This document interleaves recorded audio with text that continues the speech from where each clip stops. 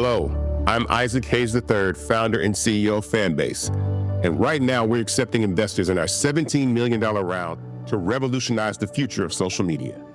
Today, for just $399, you can own 60 shares of stock in Fanbase at $665 a share. Go to startengine.com/fanbase and invest today. While the big platforms have grown too massive and disconnected from their users, Fanbase is building a platform where creators and users truly come first. We've already raised $4.8 million from everyday investors who believe in this vision, and now you can join them. This is your chance to invest in a social media tech company with over 1 million users that is disrupting media by allowing anyone to reach all of their following and monetize their content from day one. The market is changing, big platforms are failing to serve their users, and Fanbase is stepping up to fill the gap. Don't wait until it's too late. Invest now. Invest for yourself and your future. Go to startengine.com/fanbase and own the future of social media.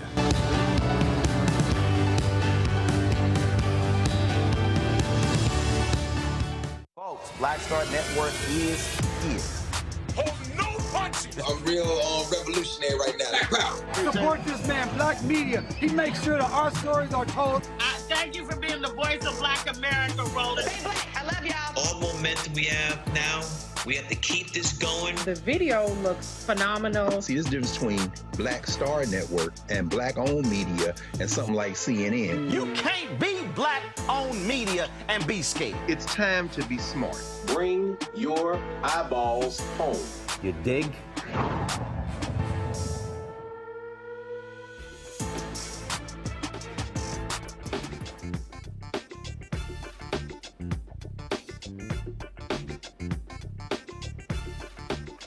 Today is Wednesday, February 5th, 2025, coming up on Roland Martin Unfiltered, streaming live on the Black Star Network. All right, folks, how afraid of MAGA should we be? They are going to literally allow companies to run roughshod over the food supply in our country. This quest for deregulation is going to be deadly. That is happening, and right now, the FDA elevated to its deadliest category, Walmart's broccoli. We'll tell you about it. Also, bird flu has killed chickens and ducks, and one particular farm had to get rid of 100,000 ducks. And a second strain has been found in dairy cattle, all while inspectors are leaving the agencies that handle our food safety. We're going to unpack that thing on the show. Republicans on the House Oversight and Government Reform Committee swiftly shut down an effort by Democrats to subpoena billionaire Elon Musk, the head of the fake Department of Government Efficiency, which actually doesn't exist. Congresswoman Shontel Brown and Congressman Khanna will be here to discuss today's vote. Hundreds of demonstrators taking the streets to protest the dismantling of the USAID agency. And Texas Democratic Congressman Al Green says he's filing articles of impeachment against the twice impeached criminally convicted felon Donald Trump. Plus, a judge throws out the final charge against the white former DA Jackie Johnson, officially ending her trial tied to the murder of Ahmaud Arbery. Folks, it is time to bring the funk. I'm Roland Martin Unfiltered on the Black Star Network. Let's go. He's got it. Whatever the best, he's on it. Whatever it is, he's got the scoop, the fact, the find. And when it breaks, he's right on time and it's rolling. Best believe he's knowing. Putting it down from sports to news to politics. With entertainment just for kicks, he's rolling. It's on go, roll, y'all.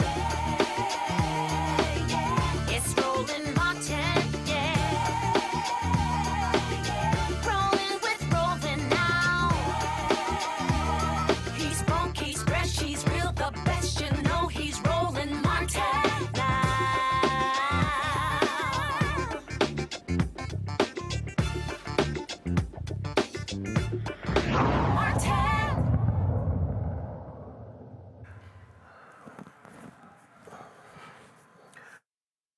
This here is the homepage of the FDA, the U.S. Food and Drug Administration.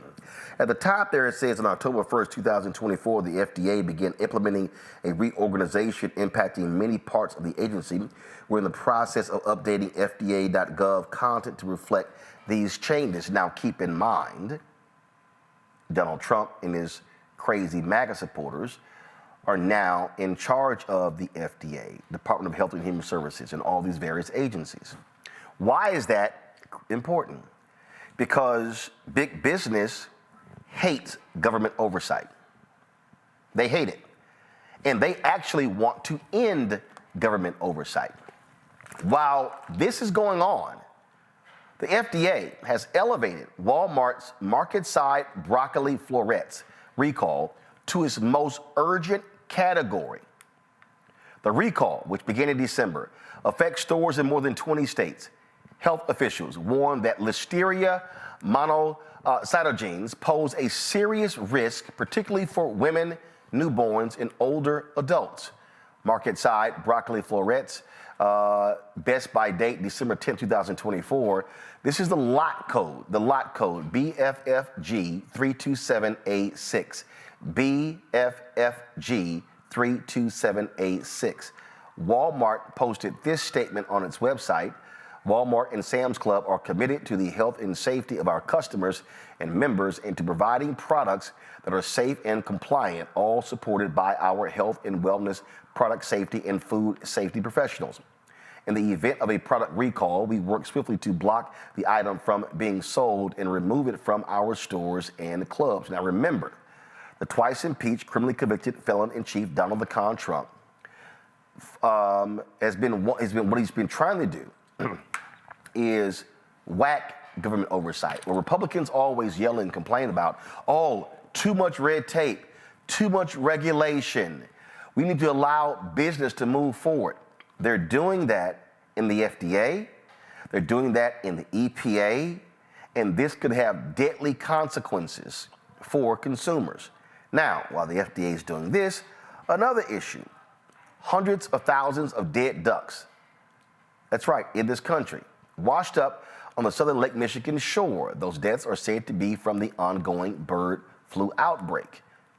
The USDA, their Animal and Plant Health Inspection Service, announced on Wednesday that they found an unprecedented strain of bird flu in dairy cattle.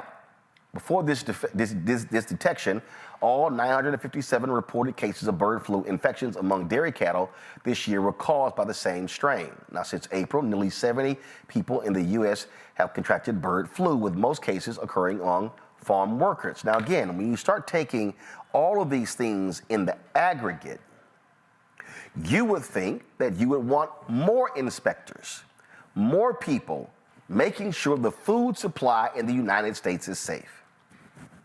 Nope. They want less oversight. Joy Cheney is founder of Joy Strategies, joining us out of D.C. Daniel Blackman, former Biden appointee, founder of Renaissance 94 out of Atlanta, Zabora Glider, DEIA consultant and employment specialist. Glad to have all three of you here. This is the thing, Joy, I'm telling you, people need to understand. When Republicans talk about too much regulation, too much red tape, too much government oversight, they want to allow big business to do whatever they want when it comes to our food, when it comes to the water, when it comes to the air quality.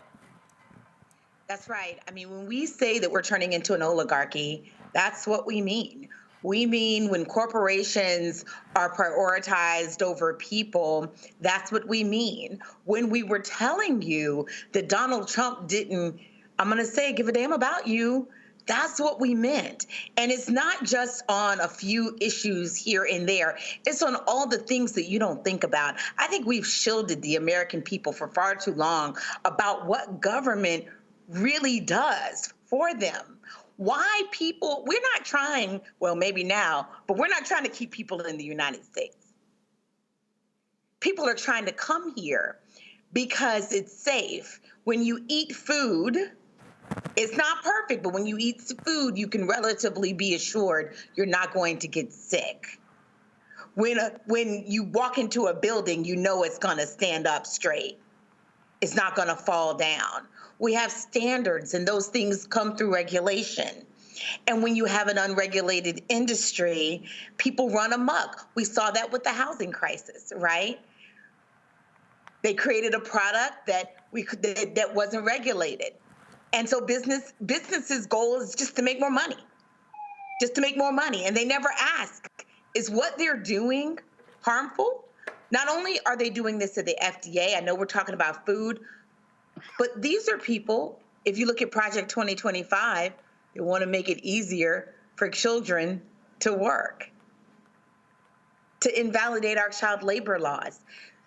They're coming for all progress from the 20th century that is aimed at making the world safer, because sometimes that means that we pull the reins on business a little bit. So this was to be expected. Right. These are the kinds of things the Americans didn't realize they were voting for, but they weren't. Well, the reality is, Daniel, we saw it last in terms of when they got rid of food inspectors. And that's critically important for people to understand. And they want to see more people fired. And that's what we have to understand what is at play here. Yeah, I don't think, Roland, and I'd agree with Joy as far as it's concerned with where we're heading as a country. But look, coming from the previous administration and the work that we were able to do in briefings, in making sure inspectors were in place, going back to 2015, there was a policy, the Safe and Accurate Food Labeling Law, that was spearheaded by the food and beverage industry. It was dubbed the Dark Act. And so this is not something new out of a Republican playbook. We've seen this time and time again where our health, our food, our production of our food, the health of our citizens, especially in most vulnerable communities, are compromised. And who suffers the most? People in marginalized communities, people that look like those of us on this call, those that are in rural parts of our country. When you look at the COVID-19 impact, most of the pre-existing conditions was what led to the actual deaths at high rates amongst Black and brown citizens. So I think today, when we talk about FDA, when we talk about the mass departure that the Musk-Trump administration is trying to perpetuate, I think that causes a much bigger problem. Because when you ask individuals that are already understaffed, remember, for those of your listeners, Roland, that are watching and viewing today, these positions are already understaffed. Like when I was as regional administrator of the Environmental Protection Agency, we were already trying to catch up, and that's every agency. So when you're asking thousands of people to take a buyout or whatever it is they're trying to accomplish, it compromises and further separates us from being able to do the right thing and regulate and monitor, which is what they were hired to do. And career employees and those in the federal government suffer more, and we end up paying for it with our lives. Zabor, look at this story here. This is from 2019, okay? The first time the idiot was in office. Headline, Trump administration allows pork slaughterhouses to have fewer USDA inspectors. The new rule also allows plants to run their processing lines as fast as they like. This is the kind of oversight that is needed. And this is what it said right here. The new rule will let factory workers, rather than USDA inspectors, remove unsuitable carcasses and trim defects in plants that opt into the new inspection system. You're going to leave it up to the company to do it? We know what they're going to do is not, they're going to try to rush through as much as they can to make as much money as they can. No, for sure. You're seeing it in all agencies across the board, from the Federal Aviation Agency to this, with us removing ourselves from the World Health Organization. Like, they're doing things and they're not thinking about how those things are, well, I'm going to say they're not thinking about it. They don't care about how those things affect everyday people. And when you don't have government oversight, everybody does what they want to do. And it's about money. It's not about people. We've got so far away from just being moral compass centered, like what happened to caring about our people, making sure that we have everything that we need. So many different viruses are going around right now, from the different types of flus to all of these things that are happening with food. And then they're not even allowing us to know what's going on. They're reduced their briefings to let us know what's happening with the CDC and the scientific reporting. So just they say they want little government in our affairs, but it seems like very big government in our affairs to me. Yeah, but here's the deal, and this what ticks me off. So all these conservatives, they love talking about government overreach. Yeah, we're tired of we're tired of government being in our lives. You know, we believe the free market system, what the free market system can do, and things along those lines. Yet when you look at what we've had salmonella outbreaks. We've had I'm sitting here right now. So go to my iPad. You see outbreak investigation of salmonella, June 12, 2024. Outbreak investigation of salmonella eggs, September 13th. And you see the different responses. And so folks these companies always yell and scream. I was yell and scream, Daniel. Oh my goodness, we just want to overreach. No. They're trying to maximize profits. And they've actually run charts. You know what? We can tolerate a certain number of deaths or illnesses when we maximize profits. That's what's going on here. Let me know when Daniel's camera's straight. I'm gonna go to Zabor first. But that's what's going on here, and that's what they're doing. Zabor, I'm gonna go to you first. They want to maximize profits, and they don't care, and they got no issue if there's going to be an outbreak. And then the same folks who are whining and complaining are the same people. Where was the government? Why didn't they stop this? Exactly. Or you see them saying this is a conspiracy like they did with COVID. Is the minority communities and marginalized communities are the ones that are really impacted, but the individuals that are voting to have these individuals in office and to run things, they're acting like they can't see it. They're just having a willful ignorance over knowing that you are creating things that are going to have long-lasting impact for our communities. And you don't want to have any social services towards those communities. So we get sick. You already have awful health care for these marginalized communities. And you're not doing anything to regulate the individuals. You're taking away, closing all of these offices, putting people out of jobs when they're already understaffed. They're already not being able to communicate with the public the way they would typically communicate. So it's just every problem is exacerbating the last problem. Can I just jump in to say this? Actually, hold on one second, Joy, because I'm going to go to Daniel. Daniel, talk about that. You talked about working in the EPA. There's a reason when we have people whose job is to inspect water samples, air samples, all those things, because they have deadly consequences. And when someone dies from poisoning, I'm sorry, you can't bring them back. And then people say, well, there's no amount of money. Well, this is what happens when you let corporate lawyers take over departments, take over agencies who do the bidding of the companies where they came from.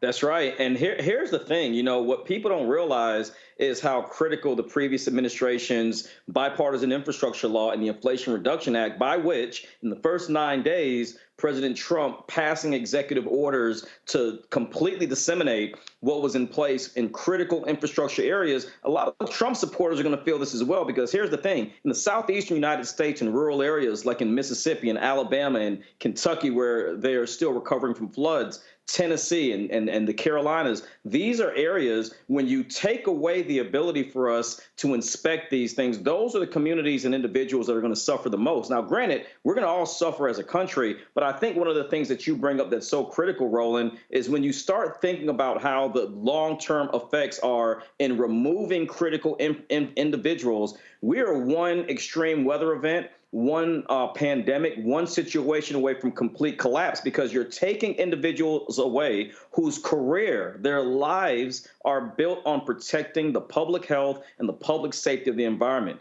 When cities like Jackson, Mississippi's water infrastructure was on its way to being repaired, rebuilt, and restored, are now having to suffer with the current administration and saying that's no longer a priority, or areas like Lowndes County, Alabama, or Mobile, Alabama. These are communities where when you talk about that previous image you posted about the pork industry and how they want to speed through and rush through the regulatory process, this causes irreparable damage. And when low and moderate income communities that depend on their public health facilities in their areas that are underfunded, understaffed, and quite frankly, don't have the resources to respond, you are going to see a greater and a faster decline within our public health system. And lastly, you look at which we haven't talked about, the CDC, members of the CDC, workers, career employees have just stated that if Robert Kennedy Jr. is confirmed within the Senate, over 1,000 of them are talking about leaving their jobs. The last thing we need outside of food security and food safety and inspectors is to lose the very people that study pathogens, diseases, and protect our communities from the types of pandemics that we've recently experienced. Joy, real quick, go. Let me just be clear to reiterate. They have actuaries who determine if they take a certain policy, how many people are going to die. If they have a lawsuit based on those deaths, how much it's going to cost them. Okay. Right. That's what I said earlier. I mean, this is well known in business where they actually do that. Yeah.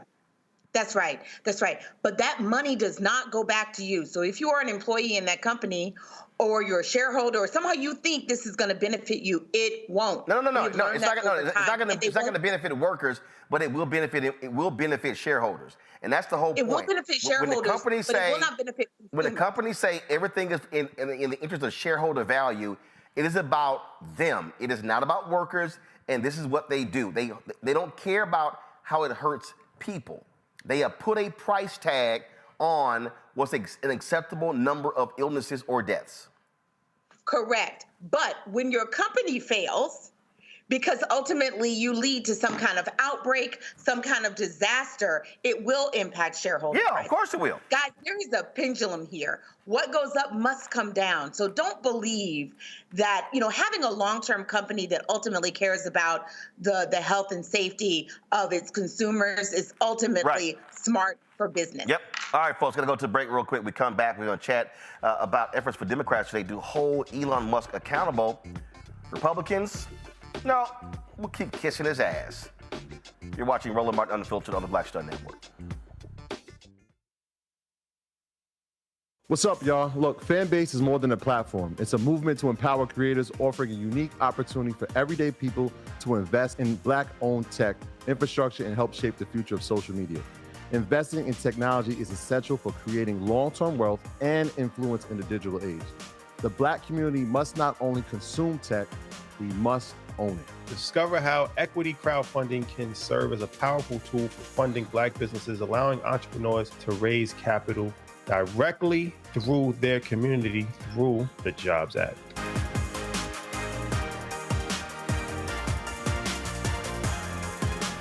On a next, A Balanced Life with me, Dr. Jackie, the necessity of believing in things you can't see. It's called faith. It comes in all shapes and sizes, and it's powerful. And it's a big part of being able to live a balanced life. The valley I experienced being a cancer survivor was one where my footing was completely unstable. I had no idea what to do. And in that instance of not knowing what to do, I had to rely on faith. That's all next on A Balanced Life, only on Black Star Network. My name is Lena Charles, and I'm from Opelousas, Louisiana. Yes, that is Zydeco capital of the world. My name is Margaret Chappelle. I'm from Dallas, Texas, representing the Urban Trivia Game. It's me, Sherry Shepard, and you know what you watch. Roland Martin on Unfiltered. Folks, hundreds of demonstrators gathered across from the U.S. Capitol to protest the recent cuts and dismantling of the U.S. Agency for International Development. USAID has been one of the agencies most affected by budget cuts proposed by the new administration and Elon Musk's budget-cutting team. Employees received the news through emails and an online public notice. The order will take effect just before midnight on Friday. Unless deemed essential, agency staff overseas must return home within 30 days.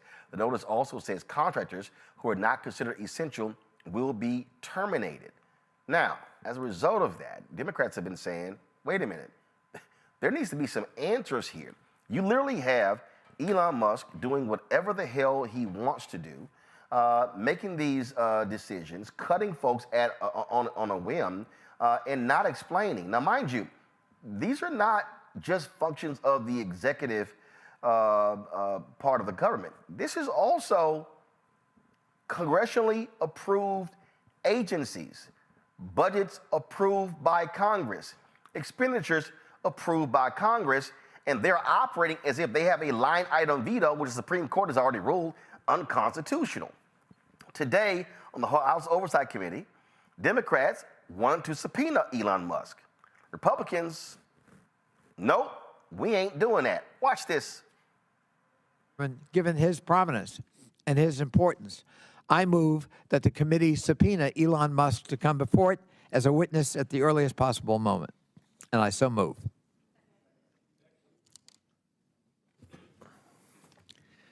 There's been a motion and second. The motion is not debatable. Mr. Chairman, why is it not debatable? Point of order. It is debatable. Mr. Chair, I strike the last word. Hold on. Mr. Chairman. I'm going to table the motion. Okay. Mr. Chairman, why don't we want to debate Elon Musk coming in and talking to us about his work and how he's enriched himself for $64 billion? Mr. Chairman. Mr. Chairman. Chair recognizes Dr. Fox. Thank you, Mr. Chairman. I move to table the motion. There's a motion to table. Is there a second? Chairman, Second by point of Mr. order. Higgins. Point of order, Now, Mr. the motion is not debatable, as many Point of order, Mr. are in Chairman. favor of tabling. Point of order. State your point. Mr. Chairman, I think it's outrageous that this committee will not even entertain a motion. No, you state your. Chairman, that's not a point of order. Somebody You know, who's breaking the law agree. and Point of order. dismantling our federal agencies. You're Hiring You're out of order. federal No, we don't listen to demagogues. data, Out of and order. you will not Out of order. even Out of order. entertain a motion The to motion bring is this out of to order. the This is president of demagoguery. the This is Oversight As many Committee. as are in favor of tabling. Yes, signify. let's have order in this country. Stansberry, you're out of order. You know you're out of order. You know the rules of this committee. There's been a motion. Mr. and a Elon second to Musk is table. out of Now, order and dismantling. He's out of order. God. I call the question. There's been a motion and second. Motion by Dr. Fox, second by Mr. Higgins to table. All those in favor of tabling signify by saying aye. Aye. All those opposed signify by saying no. No. In the opinion of the chair, the ayes have it and the motion. That's what happened today. Go to my iPad. Sam Stein with the Bulwark reported this. When questioned today, the press secretary, you know, that clueless one who's unqualified for her job, clarified that Elon Musk will self-determine when there's a conflict of interest involving him and DOGE. Okay, so the person that has gotten more than $15 billion in federal contracts will determine if there's a conflict of interest. We know how that's going to go. Joining me now is Ohio Congresswoman Shontel Brown. Glad to have you on the show. This goes to show you the insanity of Republicans. They yelled and screamed, oversight, overreach, oh my God, is Hunter Biden attending meetings, all of that. And here you have somebody who they cannot say has gotten additional security clearance, who they cannot say has outlined what they're doing, who is literally going from agency to agency, making cuts, freezing staff out of their emails, taking over a payment system, and Republicans are like, hear no evil, see no evil. Well, thanks for having me, Roland. It's absolutely insidious. Exactly as you laid it out is how we led our meeting. We wanted to subpoena Elon Musk and in their efforts to delay and distract the American people. They overruled us, if you will. They do have the numbers in this Trump trifecta. They control the House. They control the Senate. They control the White House. And I would dare to say they control the judicial branch of government. So they are exercising the control that they have. But I want to remind the people that their margins are incredibly slim in the House. They have a a two-person majority. And so on any given day, the numbers can shift one direction or another. And we even saw that narrowly, they narrowly were able to shut down today's subpoena a request by the Democrats, because that vote only passed their way by one vote, one person. So it is incumbent upon us as Democrats to show up and stand up and speak up against the atrocities that this Republican Party and most notably an unelected person is trying to propose, and really taking advantage of the citizens and the employees in the federal government. As you pointed out, these are the same people who spent countless dollars and countless hours on this imaginary impeachment of President Biden that came up with nothing, zero, nada, not a thing. It was, and I can't tell you how many meetings that they had on this, but now all of a sudden, they turn a blind eye. There's no oversight. There's no accountability to a man who is the wealthiest man and controlling our president, obviously, but also using his outside servers. Do you remember when they cared about servers? Well, yeah. Oh, they made a big deal out of Hillary Clinton having emails on the outside server, and Elon Musk's team were coming into federal agencies, installing servers that have not been checked, not been protected, and they're like, hey, no biggie. Emailed 2 million people with his outside service. So it is a national security risk. His sheer presence, I mean, he could never, he's not eligible to run for elected office, but he is certainly using the power of his purse to influence President Trump and his MAGA minions. Well, how about this here? So this is from Secretary Sean Duffy. Big news, talk to the Doge team. They're going to plug in to help upgrade our aviation system. I'm sorry, these group of 18 to 24-year-olds with Elon Musk, do they have any aviation experience? Do they have any of this? So Donald Trump has first of all, Elon Musk spent $300 million to do this. And so Trump is like, yep, do whatever you want to do. He is running rampant through every part of the federal government. Oh, but he hasn't gone to the Pentagon that's failed 7 consecutive audits. But go ahead. So the $300 million that you talk about is a small investment given the return on what he's gotten for his $300 million. And, you know, so he has made billions and billions. More than 150 billion. His net worth has increased by more than 100 billion since the election.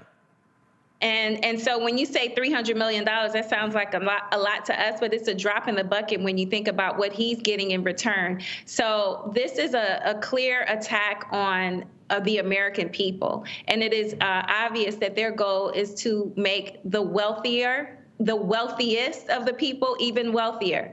And they want to do it on the backs of Americans. When they talk about saying that they want to right-size government, they don't want to right-size government. That's not what this is really about. It is about gutting government. It is about destroying it. It is about dismantling it to the point that it is going to collapse, and that no one, absolutely no one, benefits from the programs and services that have helped millions of people. The only people they want to help are their billionaire buddies.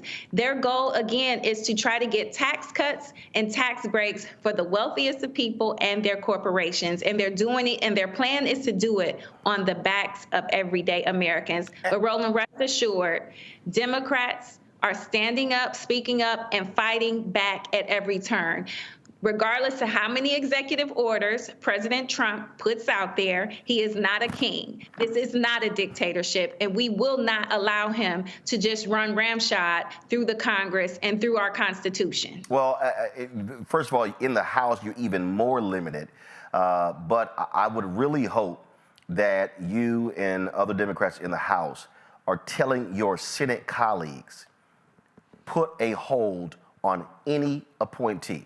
The rules in the Senate are a lot different in the House. And we saw Tommy Tuberville do this, how he blocked for several months nominations of folks in the Pentagon.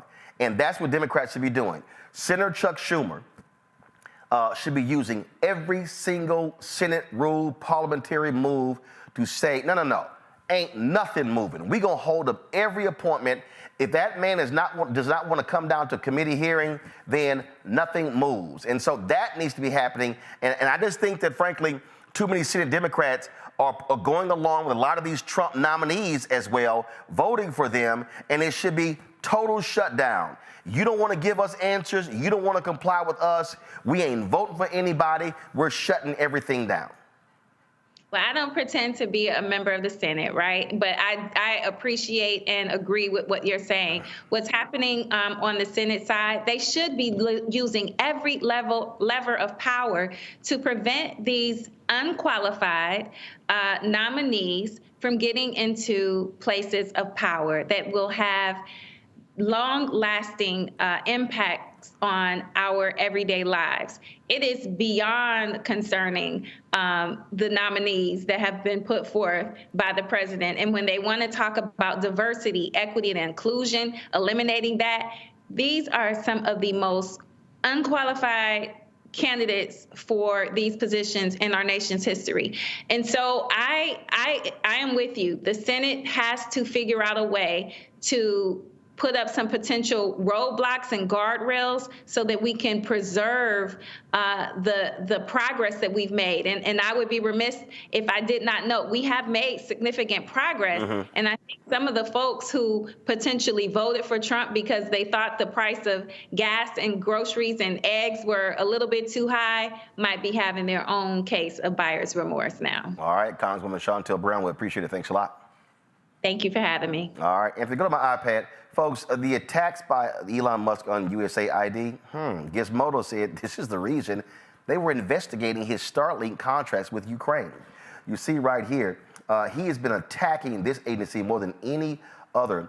And the Lever actually reported that, let me actually just go to their reporting, that the Lever reported that they were in the midst of, the USAID Inspector General was in the process of investigating its own public-private partnership between Musk, Starlink, and the Ukrainian government at the time that his DOGE crippled the agency.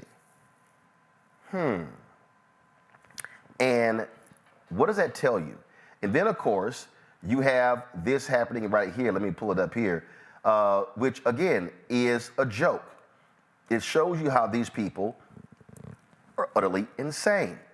At today's news conference, Carolyn Levitt, okay, who is frankly nothing but an airhead, listen to what she actually said about Elon Musk and conflicts of interest. With Spectrum News. You talked a bit about Doge. Elon Musk is currently a, quote, special government employee who also owns companies that have billions of dollars in federal contracts. You said earlier this week that he has abided by all applicable federal laws, but what steps is the Trump administration taking to address that conflict of interest? The president was already asked and answered this question this week, and he said if Elon Musk comes across a conflict of interest with the contracts and the funding that Doge is overseeing, then Elon will excuse himself from those contracts. And he has, again, abided by all applicable laws. So if Elon comes across a conflict, he's going to say, hey, guys, I have a conflict. Let's see, pull up my panel. By a show of hands, any three of y'all think he's going to do that? No, I didn't think so. Daniel, right there, when you talk about the USAID investigation with Starlink contracts, hello, that's a conflict of interest right there. Not only is it a conflict of interest, but these are really scary times. I mean, I want people to understand that when we talk about, first of all, self-excusing yourself and an individual that has gone through a very non-competitive space to get, as you mentioned earlier, over $15 billion in federal contracts.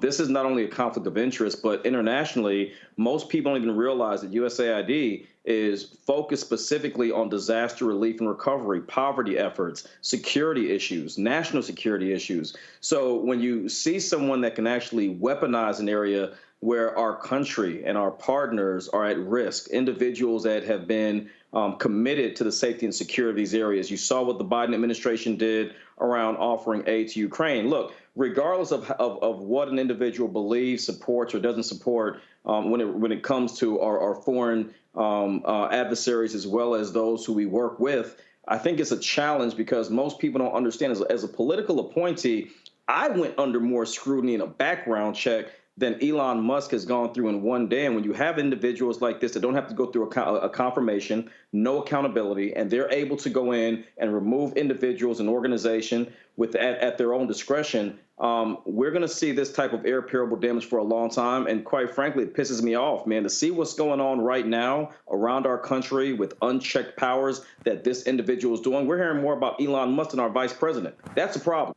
And well, so that's because Elon Musk is the vice president, or he's actually Elon Musk is actually the co-president. This is Virginia Congresswoman Jennifer McClellan, again speaking to the fear of federal workers and the impact on everyday Americans. Mr. Speaker, I rise today to speak out on behalf of our beleaguered federal workforce, which is currently under attack by the Musk-Trump-Vance administration. Trump's OMB nominee, Russell Vought, said, quote, "We want the bureaucrats to be traumatically affected. When they wake up in the morning, we want them to not want to go to work because they are increasingly viewed as the villains. We want to put them in trauma." Well, Mr. Speaker, they're in trauma. Literally on my way to the floor to vote tonight, I received a text from a federal employee that said simply, "Help us!" exclamation point. Who exactly is the Musk-Trump-Vance administration terrorizing? The people who make sure your food is safe to eat, your water is clean to drink, and the air is clean to breathe. The people who work tirelessly to keep pregnant women, asthmatic children, and people with cancer from dying. The people who make sure you fly safely. The people protecting American lives here and around the globe through diplomacy, intelligence gathering, and fighting crime. To the federal workforce, I see you. I'm doing everything I can to help you. I won't quit. Please don't quit either. Thank you. All right, so Zabor, here's a needle that I believe the Democrats have to thread. So follow me here. There's a belief in this country, Republicans love talking about this here, that these federal workers are awful, they're trash, there's too many of them, cut government. That's how a lot of Republicans and Democrats and independents think. And she did it in a sense. And follow me, I'm not suggesting that Democrats leave federal workers out to dry. But I believe they actually have to reverse the narrative. They actually the narrative has to be not about the federal workers. The narrative has to be about how as she did there, how the American citizens, how the working class, how women, children, go down the line, are impacted by the work of these workers. So and again, it's a fine line, but if the narrative is Democrats standing up for federal workers, the Republicans are going to win that narrative. That's right. Because the public is thinking too many of them. No. What the Democrats have to do in shaping the narrative is to say, like we did in our opening segment, egg processors, food workers, they got to go, boom. Those of y'all who are eating what you eat, in terms of what you breathe in, guess what? And they got to be specific. This river in Ohio, this lake in Wisconsin, these are the people. These workers are the people that keeps the water there safe, that keeps the rivers safe. That's the narrative. But so the way they're doing it, I just think it's wrong, and it's not going to break through because I just think the American public is going to be like, oh man, we can lose 1 million of them and we won't miss a thing. Zabor, go ahead. No, for sure. At the end of the day, these workers are the people that are benefit from these systems are so important. So you have to make it real and relevant to the American people. Why is it that these individuals losing their job? How does that impact you? How does that impact your grocery store runs, your family, your child care, your food stamps, all of these things that are impacting real people? You need to bring it to their house. Make sure that they understand this is how this is impacting you. I totally agree with everything you said. I think that Democrats do a very poor job of understanding. They're so out of touch with understanding what the American people need and what they're really experiencing. And it's crazy because they are American people. But I think you get so caught up in the politics of it that you don't know how to make this sit on a person's front door. At the end of the day, all of these Republicans that voted to put Trump in office are being affected just like the individuals that didn't vote for him. And that big space of individuals that didn't vote at all. Someone who is Go ahead. I'm sorry. Go ahead. Those are the individuals that you need to be letting know. So the next time that there is a vote, all of these things that are going to be coming in the next couple of years, they need to know how this impacts them. So we got to bring it to their house, to their front doors. I did a video shortly after the election, Joy, where I said, okay, America, y'all wanted a king, now you got a king. And I explained to them 1 Samuel. Donald Trump probably would call it Samuel 1. Where the people of Israel said, God, we want a king. And he said, all right, I'm going to give y'all a king. I'm going to let y'all know what the king going to do to you. Then they were crying, oh, Lord, please, can you please get on? No, y'all wanted a king. These fools who voted for Trump, they wanted a king. Here's Congresswoman Jasmine Crockett laying out what happens when you let a fool who's not a king act like a king. someone who is unelected. It doesn't matter how many cheerleaders he had on the fields campaigning for him. That doesn't mean that he gets to go in and sit atop any of our agencies. And the fact that we had a vote today and we asked to bring him in because we have a constitutional duty. We all took our oath, and maybe some of y'all just don't take it seriously. But I take it seriously when I take an oath to do a job, and my job is to look out and make sure that we don't have any kings or queens in this country. But it seems like y'all have decided that it's going to be Mr. King and his queen, and y'all can pick which one is which. But oh, I love the shade of Congresswoman Crockett. But again, Joy, on the point of how you shape the narrative, the narrative can't be about the workers. It has to be about the work the workers do for the American people. I could not agree more. I wish that people were all about the altruism of it and they recognized, who government workers are. But we have to remind them it's not just about the government workers. The workers are there to protect you. And so, yeah, we have to show them what they lose when we have these kinds of haphazard cuts, what they lose when we favor business interests, right, whose interest is just to run up the tab, right, for themselves, or rather make more money for themselves. Their interest is not public safety. Government's interest is purely public safety. So that's what you want. But I think also this is about reminding them of what it looks like in other countries when you don't do that, why people are trying to come here and why we're not trying to go there. It's because we do have government that protects us and that makes sure that we have standards that will benefit us. I think we also have to tell a story about who is the government worker. To the extent we are going to say anything about them at all, many people envision a government worker who, I don't know, I think some of them have a certain stereotype about government workers and that they live all here in the Washington, D.C. area. But the vast majority of government workers don't live in this area. They live in places, they're protecting our national monuments, and they are in the plains, and they're in Montana, and they're in Wyoming and other places. And so they're their neighbors. They're what's supporting their local economy. The government is the nation's largest employer.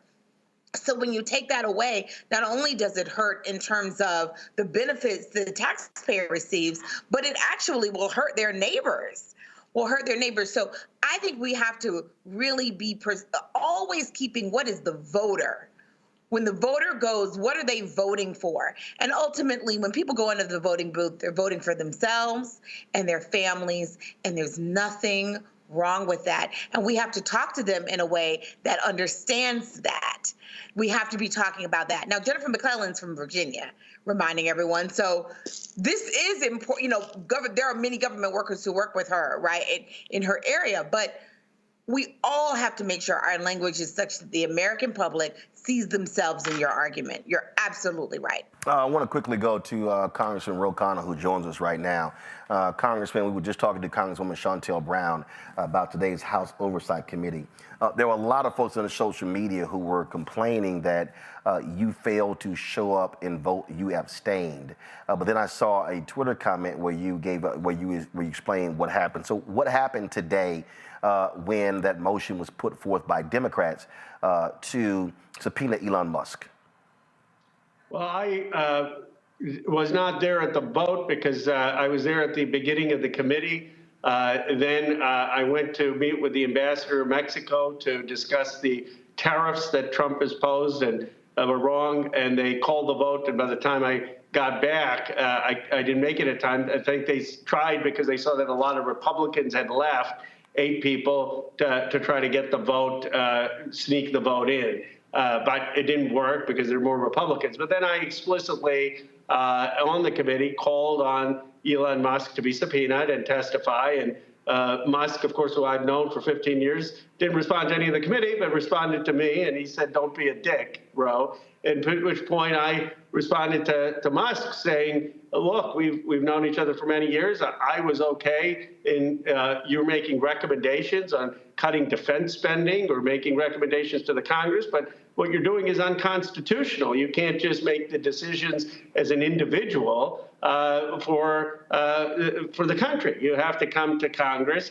And he replied angrily, and but I will continue to stand up to make it clear that what he's doing is unconstitutional. It's not transparent. If he is that confident that he has wasteful spending cuts, they come to the American people, tell us what they are, force us to vote on it. And if they're silly programs, and then hold the members of Congress accountable for voting for it. But he can't make these decisions himself. And I hope that the committee will have the vote again, but I'll continue to be forceful in speaking out.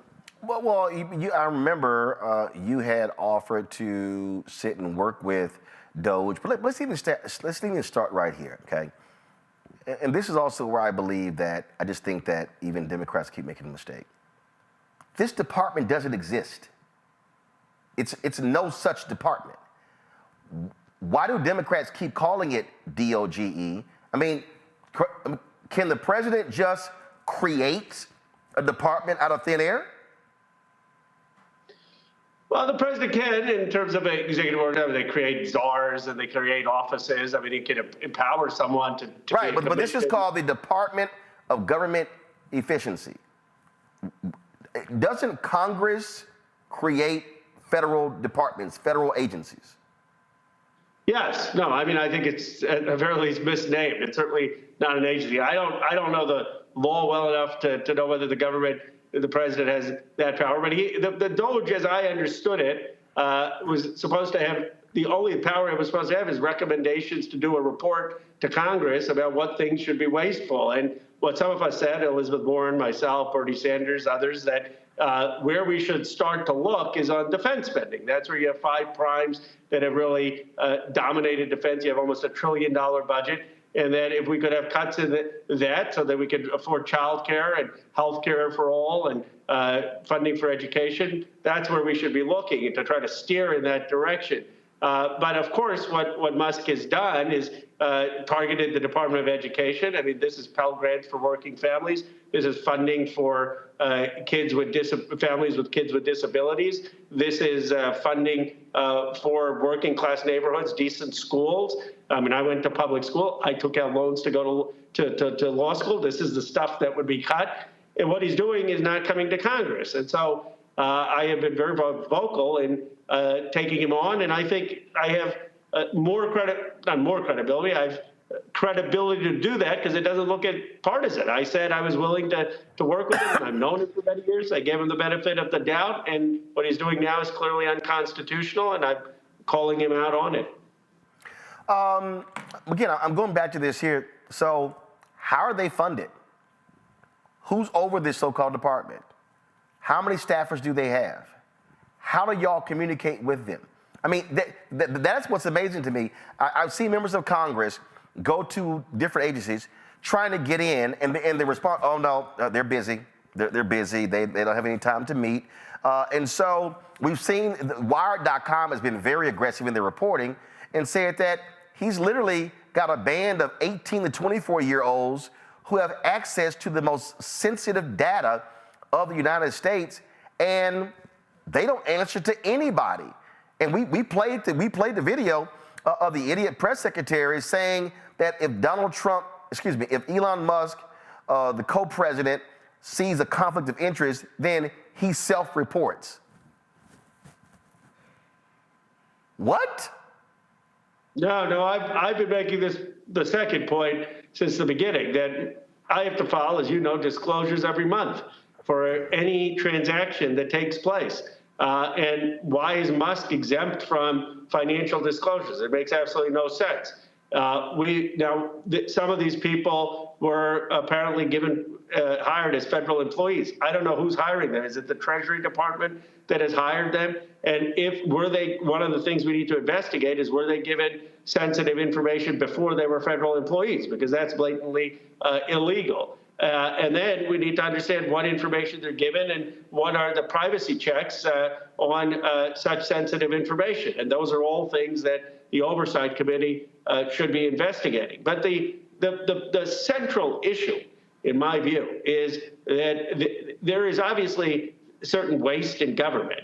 But what Musk is doing is making determinations on his own to stop payments that Congress has appropriated. And they have a theory that the Constitution says that the president can do this unilaterally. In fact, I tweeted back at one of the conservatives. I said, well, what if the Congress says there's an $800 billion defense budget and a Democratic president who wants to cut defense, Barbara Lee got elected president because Barbara Lee wanted dramatic cuts in defense. And she says, well, I'm only going to spend $400 billion on defense. Would that be constitutional? And they said, yes. They think Congress only can set the maximum and the president can cut as much as he wants. Now, the Supreme Court is going to strike that down, in my view, but they are operating on an unconstitutional theory.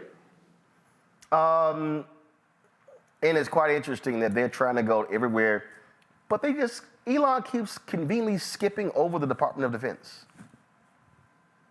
And that was what I was trying to do, is to day one say that's where most of the spending is. By the way, Roland, I appreciate that we are successfully, I think, expose what Elon's doing, but let's not give a free ride to J.D. Vance and to Donald Trump. The reason I was talking about J.D. Vance is the Republicans on day one attacked Vice President Harris. And the reason they attacked Vice President Harris, in my view, was they all knew she was going to be the nominee. Everyone knew that. And that is why they never gave her a moment, even though she was doing substantive work, to shine. They had an intentional strategy of attacking her. J.D. Vance presents himself as this reasonable guy, likable guy in the debate with Tim Walz. And he is standing there. He's someone who said, I am pro-parent, and I want to know, what is J.D. Vance doing in this administration while Donald Trump and Elon Musk are planning to get rid of Pell Grants for working families, cutting all the funding to any family that has a disabled kid, cutting funding for decent neighborhoods, those are in working class families, and many of them in red states. Where is J.D. Vance in all of this? And I think yes, let's go after Elon Musk, but let's remember, Elon Musk works for Donald Trump and J.D. Vance, and they're the ones who are calling the shots. You know doggone well J.D. Vance is nothing but a junior staffer. The reality is Donald Trump has made it clear that the co-president of the United States is Elon Musk. And not only that, you have these other billionaires, David Sachs, Peter Thiel, all three of them South Africans who grew up under apartheid South Africa. Those three individuals, listen, I keep saying, this is about raping and pillaging the federal government.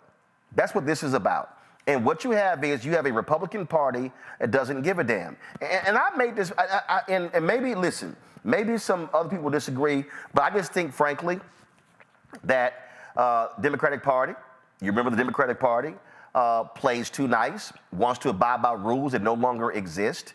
And I said this here, and I believe this sincerely. Whoever runs for the Democratic nomination in 2028, should they release their transcripts? Nope. Their health records? Nope. Their tax records? Nope. I mean, it is abundantly. Roland, are you going to be announcing tonight? Are you going to be announcing tonight? No. Because see, first, trust me, I'm way too. You can't be a presidential candidate and cuss people out. Because I can't. I think that's almost a qualification these days. I can't deal with some stupidity. Y'all got to be too cool. I can't. I'll just be way too honest, and it wouldn't go over well in these conversations. But I'm just simply saying that I just think that, look, she doesn't believe this anymore. But when Michelle Obama said, "When they go low, we go high," I was like, no, we go lower. To me, this is where you're now. You're dealing with people who don't believe in the rule of law, who don't believe in the Constitution. They have no morals, no values, no principles, no ethics, no integrity. That's what you're dealing with.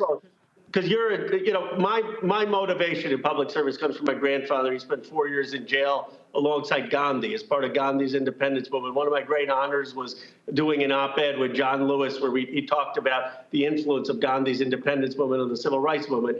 And what would you say, Roland, that Michelle Obama is in the tradition of the civil rights movement of King and Lewis and in the Indian independence movement of Gandhi and Mandela, saying that they faced more hate, they faced more opposition, and they dealt with it with conviction, with love, with principle, with inspiration, and that defeated these forces, ugly forces. And Michelle Obama is just saying that's a deeper value at why the African American community is the conscience of America. I get that, but follow what I mean. Follow what I mean. When I see what's happening 2 blocks from here, when I see what Elon Musk is doing, not a single Democratic senator should be voting for any cabinet nominee. I believe if Tommy Tuberville, if he stopped the appointments in the Pentagon for months, every Democratic senator should say, nothing moves. No appointee, no nominee, nothing happens. But again, Democrats play nice, and Republicans take advantage of Democrats playing nice, playing by the rules. We're institutionalists. And so, look, I get it. Listen, when the inauguration took place, Biden tells Trump, welcome home. Damn that. We ain't riding in the same limo. I mean, I'm telling you, Democrats are operating as institutionalists. This is the way we should operate. When the opposition are thugs, are gangsters who do not care about the rule of law. And I just think that Senator Chuck Schumer is playing way too nice with these folks, and they will cut a Democrat's throat to get whatever they want. And you know what? They're going to get RFK as Secretary of HHS. They're going to get Tulsi Gabbard. Okay? They got Pete Hegseth. They're going to move it. They got Pam Bondi. And Democrats, I just simply believe, are playing too nice, and their base wants to see fighters.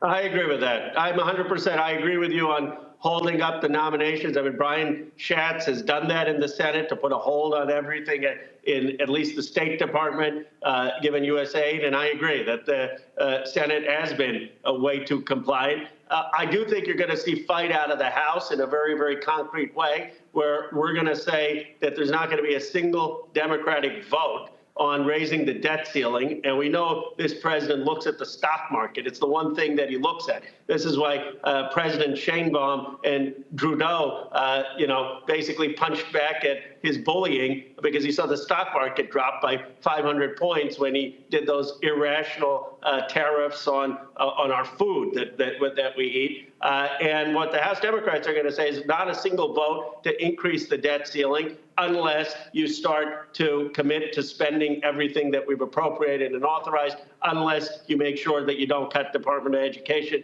unless you make sure that USAID stays, and a whole host of things. But we have to fight. I agree with you. There has not been enough fight in the Senate. Personally, I think Hakeem Jeffries does have that fight in him. In my view, he is the leader right now of the Democratic Party, and that's where the energy is. All right. Congressman Khanna, I appreciate it. Thanks a lot. Thank you. All right, folks, got to go to a break. We'll be right back. Roland Martin Unfiltered on the Black Star Network. Don't forget to support the work that we do. Join our Bring the Funk fan club. Our goal is to get 20,000 of our fans contributing on average $50 a year. It comes out to $4.19 a month, 13 cents a day. There are folks who say, hey, I can't afford that. I give less. Totally understand. We appreciate that. There are those who say, you know what, I can give more. We appreciate that as well. This is about being 100% independent black-owned media.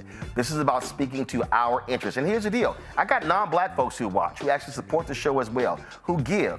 I remember a couple of years ago, I had a 70-year-old gay white guy send me a note, and he said, that's what I am. He said, I'm a 70-year-old gay white guy, and I learned from watching your show. And I appreciate that because we have to understand the conversations that we're having here, corporate media ain't having, okay?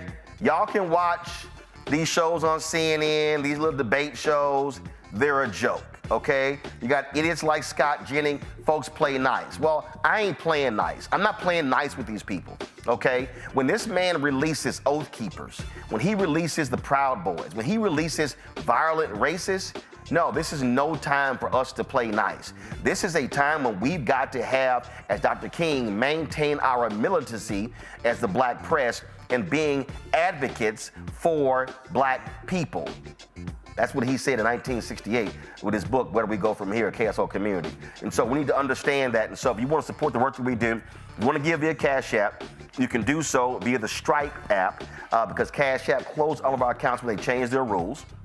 And so this is the QR code for Stripe. And so this is what you use here.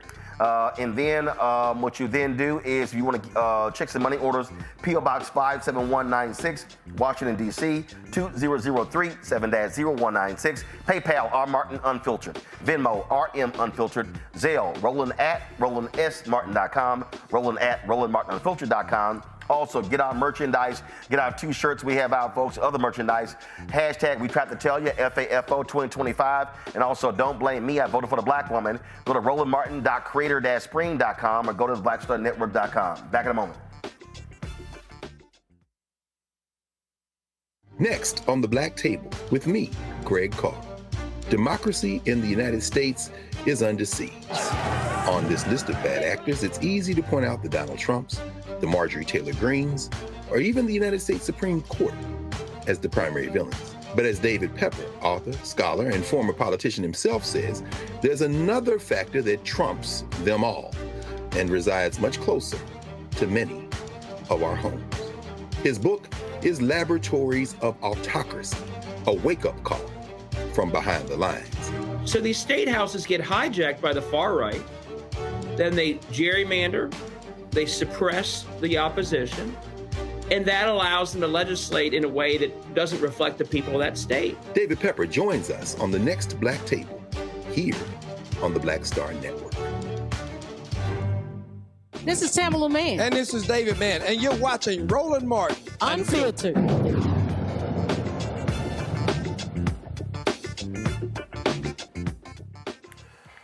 Talk about no justice in Georgia.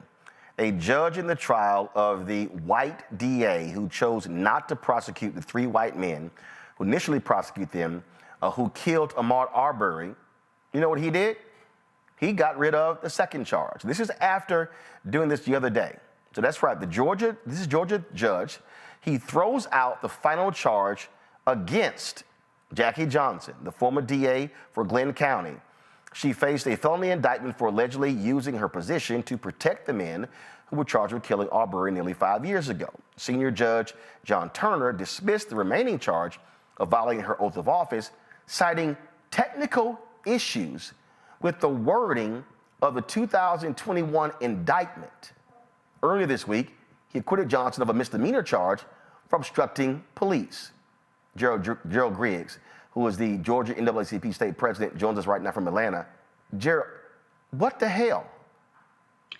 So, Roland, what happened was the prosecution did not present enough evidence on both charges to really get to the point where the jury could hear the case. And so the judge threw out the obstruction case because there was no police officer that testified that Jackie Johnson told the police to not arrest Travis and Greg McMichael and William Roddy Bryant. And then on the violation of oath of office, there was a legal technicality in the pleadings of the indictment, which basically said that she violated her 2010 oath. But unfortunately, she had taken 2 more oaths because she had been reelected twice. So it should have been the 2016 oath. And so there was not sufficient evidence to reach a jury because of the technicality in the indictment.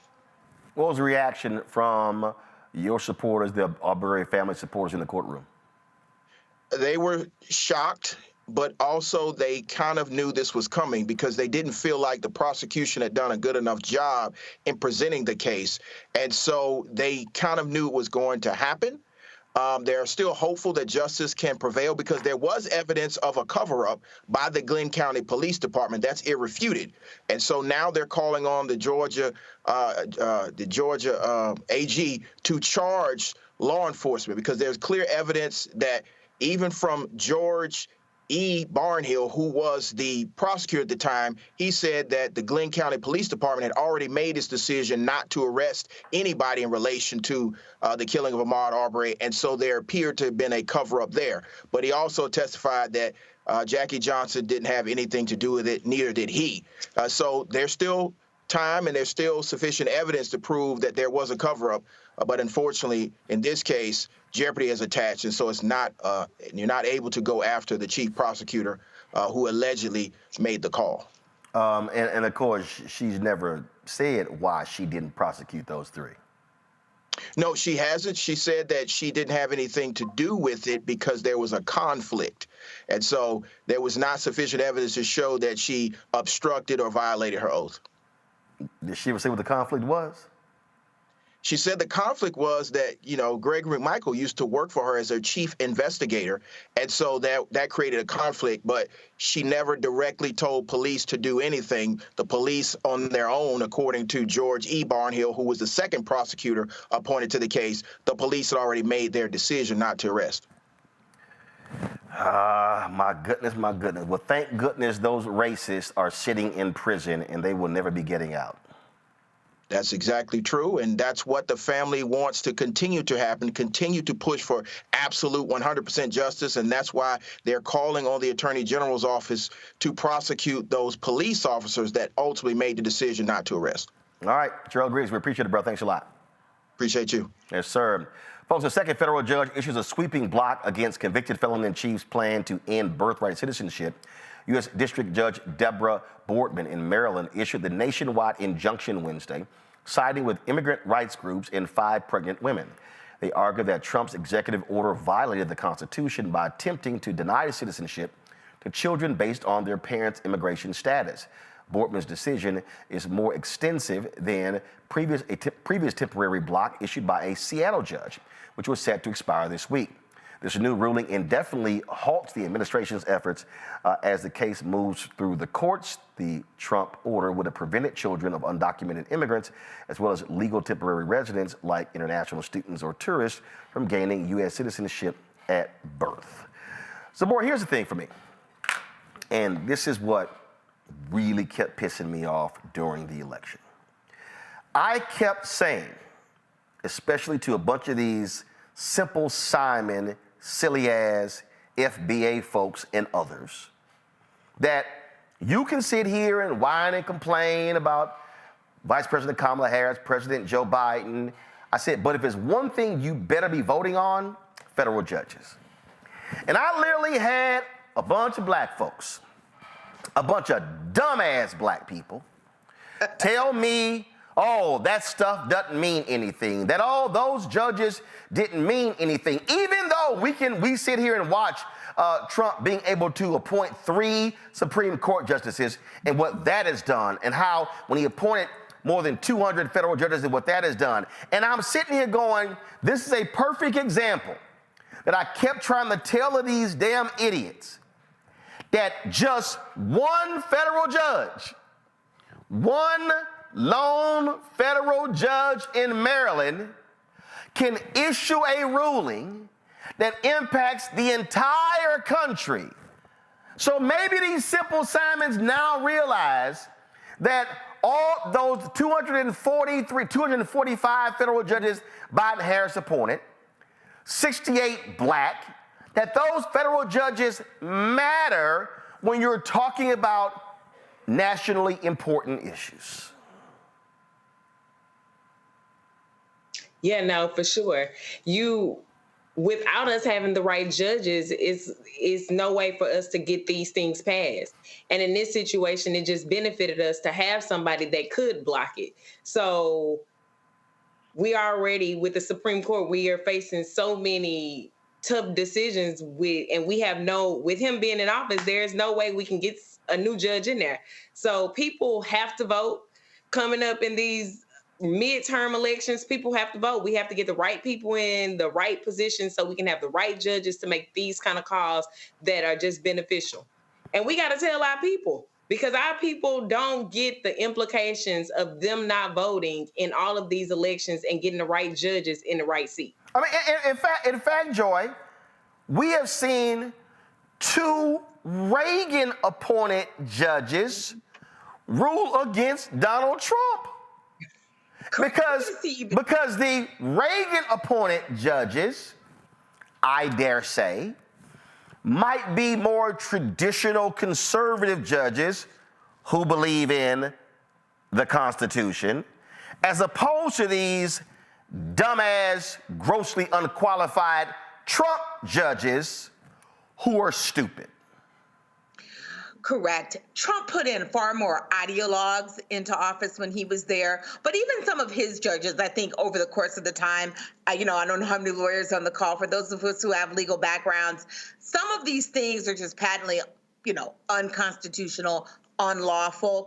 And when it comes between Congress and the presidency, they're sort of on equal footing. So some things are going to be resolved simply because they're in the purview of Congress. And you're going to have judges of all, ideologies voting against the Trump administration. He's never done particularly well at the court level, right?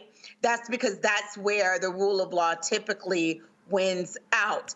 The success that you all have seen are oftentimes they forum shop and they find one place where they do have a really corrupt judge who's able to put things into the federal pipeline. But by and large, he has not been overwhelmingly successful in the courts. And we will, of course, see that some of these things go to the Supreme Court, and we'll see what happens. He's sort of been successful in some respects, not successful in others at the Supreme Court level. So we're going to see how this plays out. But we have very few defenses left. The courts are one of those defenses, and we're going to have to see a lot of lawsuits filed in order to protect our rights. And I'm telling you, Daniel, it drove me crazy. It drove me crazy trying to articulate on this show why federal judges matter. And I kept saying the right really understands the power of federal judges. But I literally had Simple Simon Negroes saying, oh, those judges mean nothing to me. That means nothing to me. You don't know how they're going to rule, so I don't care about judges. I care about policy. And I kept going, well, fool, that when a law is passed, somebody could sue, and a judge is going to rule on the constitutionality of the same law. Yeah, I agree. And before I even answer that, I want to, to our previous comment by Attorney Griggs, I'm a Georgia resident, and I remember the Ahmaud Arbery case all too well. And I think he's absolutely right. You call on Chris Carr, who is currently running for governor in Georgia, to file charges against those officers. and we need to hold them accountable. Look, 2025 is not an off year for us, and we need to pay attention. You're absolutely right on the federal judge standpoint, because when most people see an administration, they see all these executive orders, we go into this mass panic, and the reality is there are safeguards in place. And you just mentioned a federal judge all the way back from the Reagan administration. Look, the last hope outside of protest, Democrats holding the line, and some of our Republican brothers doing the right thing, which I'm not seeing too much of. The reality is we have to depend on federal judges that can come and do their jobs, and we're seeing it with the birthright executive order that was recently tried to sneak through. We're going to see this shock and awe that this administration is going to try and push, and our hope is that these federal judges that have been appointed and that are in place, that most people don't understand. I mean, Roland, if you ask most people about the three branches of government, that's the problem right there, and that's exactly why when this president talks about dismantling the Department of Education, we have a bigger problem in this country because we don't understand how government works. So these federal judges that are going to do their job, we need to support them. We need to know who they are. We need to make sure that our communities know who they are, and we need to support every single type of individual that can help us to block some of the insane policies and orders that's trying to come and be slipped through this administration. Well, again, I just wish people understand. And again, if you understand politics, and if you understand how they work, and just unfortunately, way too many people don't understand that. Tonight at 10 p.m., the folks at EYL are going to be airing this conversation that I had with them. We taped it yesterday. And this is a perfect example, and I think people, it drives me crazy when we're trying to explain to people how politics works, and you got folk who just, for the life of me, just have no idea. If people tune in, what they're going to see, and so this is the graphic right here. Their show's called Blackout. And, they asked me the question about, a lot of people, they were complaining the Democrats haven't done this, haven't done that. And I had to literally, when people watch the show, I had to literally walk people through top to bottom. So I'm like, when people say Democrats ain't done this, the Republicans haven't done this, I then say, well, first of all, y'all, we got to deal with top, executive branch, legislative, judicial. That's federal. Then you got governor, state house, state senate. Then you go down, then you got county government, you got county government, you got city government, you got school district, you've got DAs, you've got all of this, you've got all of these things that are going, all of these different levers of government. And it kills me when people don't understand all the levers. And so people just make these silly assumptions. And then when we talk about judges, and we talk about all of these different, we talk about judges, then we talk about impact of judges. President appoints, Senate confirms. These things matter. And I just think there are a lot of people who are good at complaining, who are good at, well, I don't see anything changing in my community, without even understanding how politics works. And that, to me, I think is my greatest frustration. And I get it. The reality is there are people who are busy, people who are working, they're in school, and they're like, hey, it's a lot going on in my life. It is. But how do you think change actually happens? It's because the people who show up, people who organize, who mobilize. And that's really the challenge, I believe, of where we are. And I just think that, there's a video that's circulating. Around of us on me on a show last week when I was going off talking about Black America and the attack on Black voters. And people have been reposting this, and Ball Alert has been posting this, and then you get people, why is he yelling? The other people are like, that's what you got out of it? Then I had this one dumb woman, she posed, well, I didn't hear any solutions. I was like, well, maybe because fool, that was a 1 minute post, and it was a 1 hour and 13 minute segment. And that's the things, the board, that just drives me crazy with a lot of these people. They're looking for solutions in 60 seconds. It won't bother to actually go look at the actual video. We lay these things out. And those are the very people I was going off on, who was really getting on my nerves. We're going to pull up in a second, but I mean, I just need people to understand. I mean, we had Gary Chambers Jr. on here talking about black turnout being awful. You got so many black people in Louisiana, and then what happened?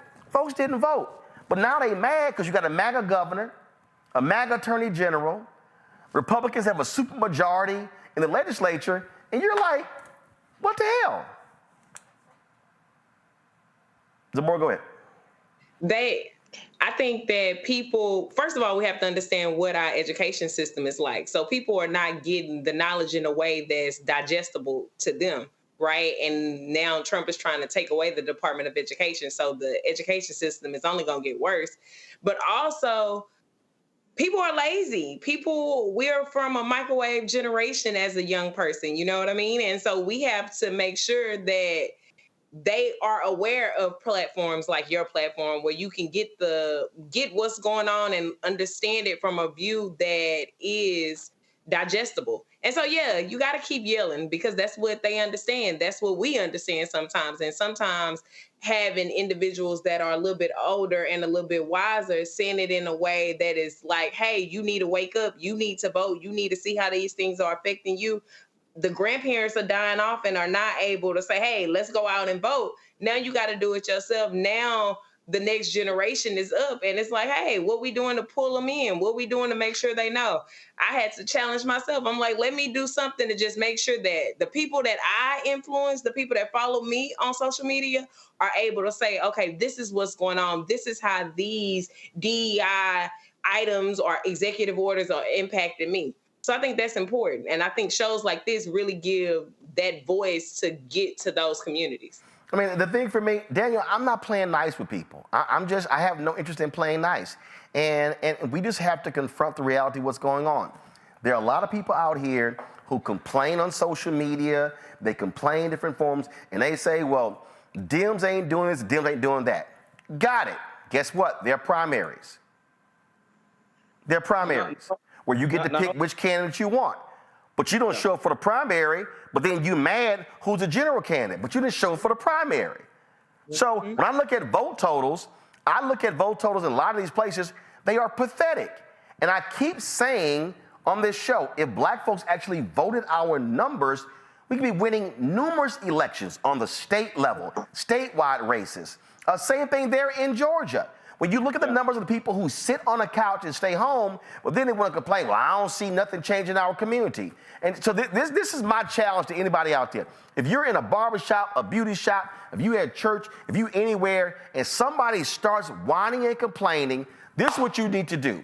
You need to grab your phone and you need to go, what's your name? Let me go to the voter website and let me see if your ass voted. And then you got these old Simple Simon asses.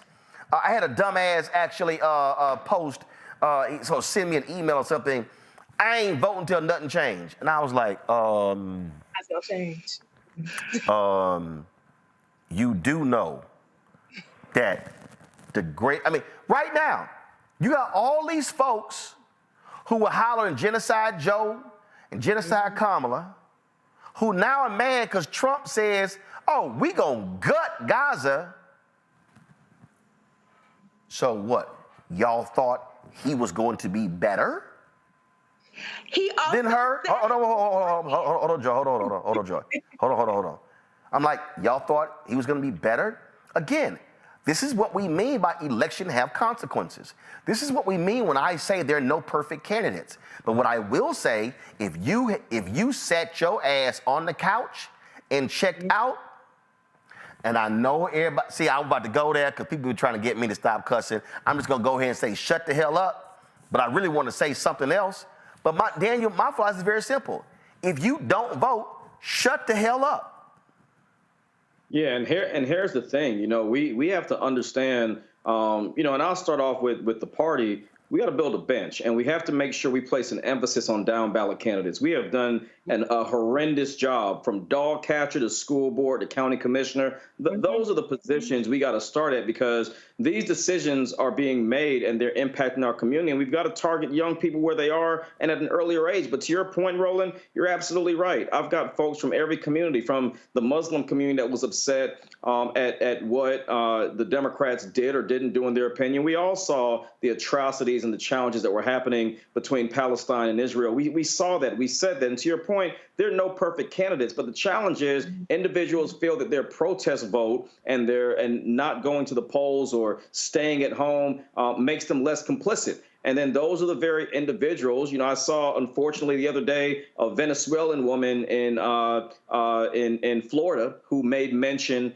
that they'd been duped by the local Republican Party. I don't understand what "you've been duped" means when he clearly said what he was going to do. And while I respect the person going to vote, especially if you go to vote and you can be accountable for making the wrong vote. I respect that more than the person that stays at home. But when it was very clear of what this administration said they would do to a T, we're not just talking about Project 2025. We're saying to a T, these individuals said exactly what they were going to do, and you had individuals that laughed about it, that were complaining, and some of those individuals that are in rural areas that need access to their health care, their medicine, their prescription, their food stamps. These are individuals that are now scrambling. They're mad. They're posting on Facebook and social media. No voter registration. Now, granted, do we have to engage people? Of course, but we got to stop pointing fingers at elected officials and individuals and high and public figures when the responsibility for us to be accountable to our children, our houses, our families, our neighbors. We got to stop all this mess when we're trying to point fingers and not taking accountability by going to the polls and vote. In Georgia, really quickly, Kamala Harris lost Georgia by 116,000 votes.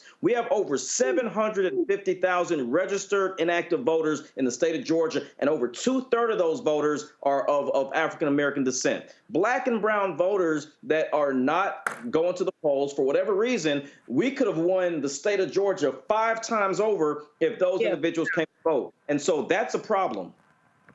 Joy. I mean, everything you all are saying is correct. We've been saying it. I do think we're going to have to find a way to educate people through social media. I think I don't know if you've seen what the immigrants groups have been doing. They've been giving really short snippets explaining to people, you know, what to do when ICE comes to your house. They just made it very simple. I think we're going to have to do more of that on all of the pressure points in our society. So, you know, how courts work. Because schools aren't doing it in the way that we need them to do, or at least they're not retaining it. And their interest in dismantling the educational system is to dumb us down.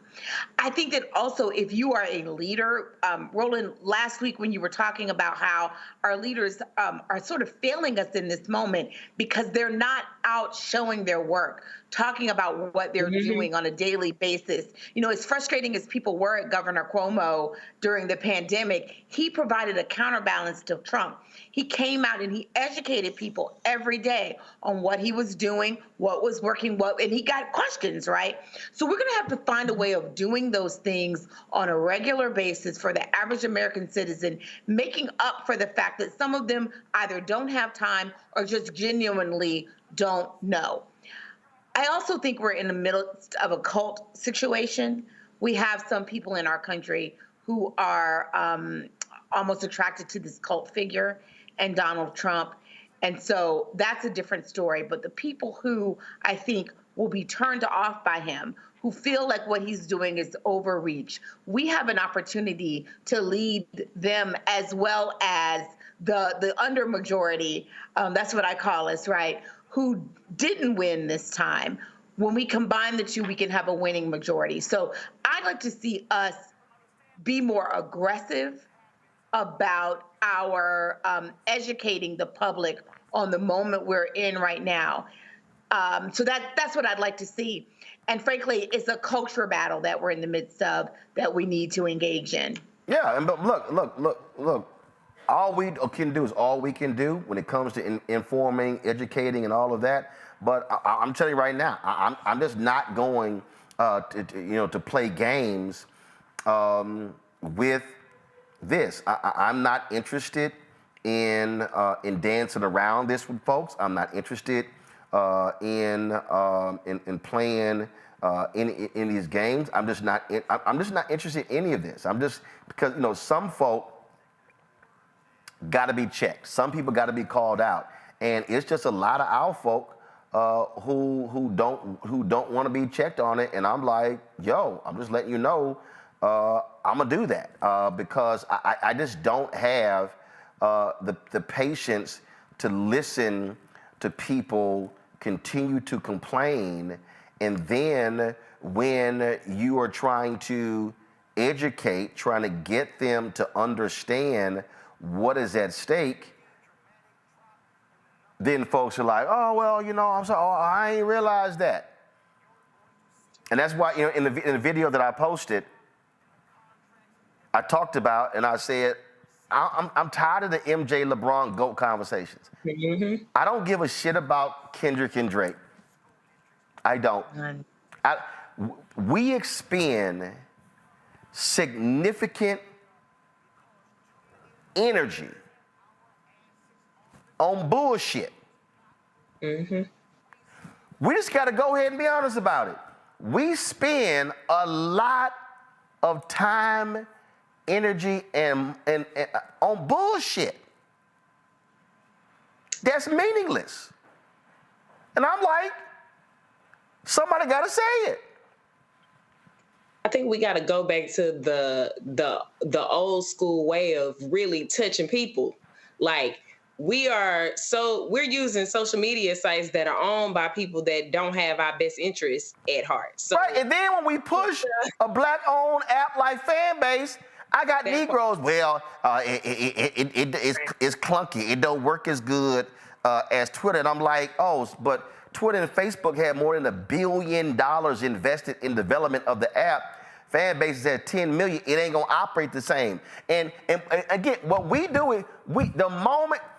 I'll be perfectly honest, and it's hard as hell for me to say this here, but I actually had a brother he had a production company in Hollywood. He said this, and I hate to have to say this, but sometimes it's actually better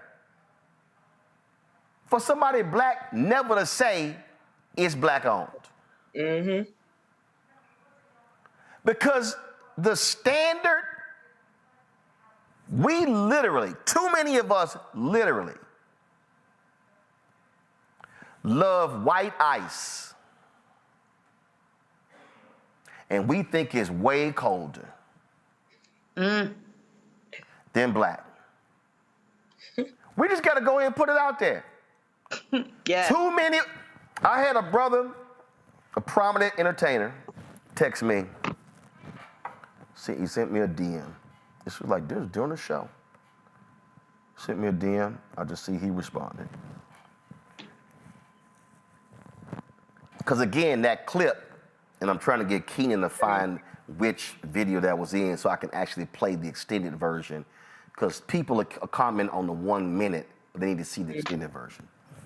This prominent entertainer said, we need to motivate. This assault on black is crazy. We need to take this moment to gather and create and support our own businesses. My response to him was 100%.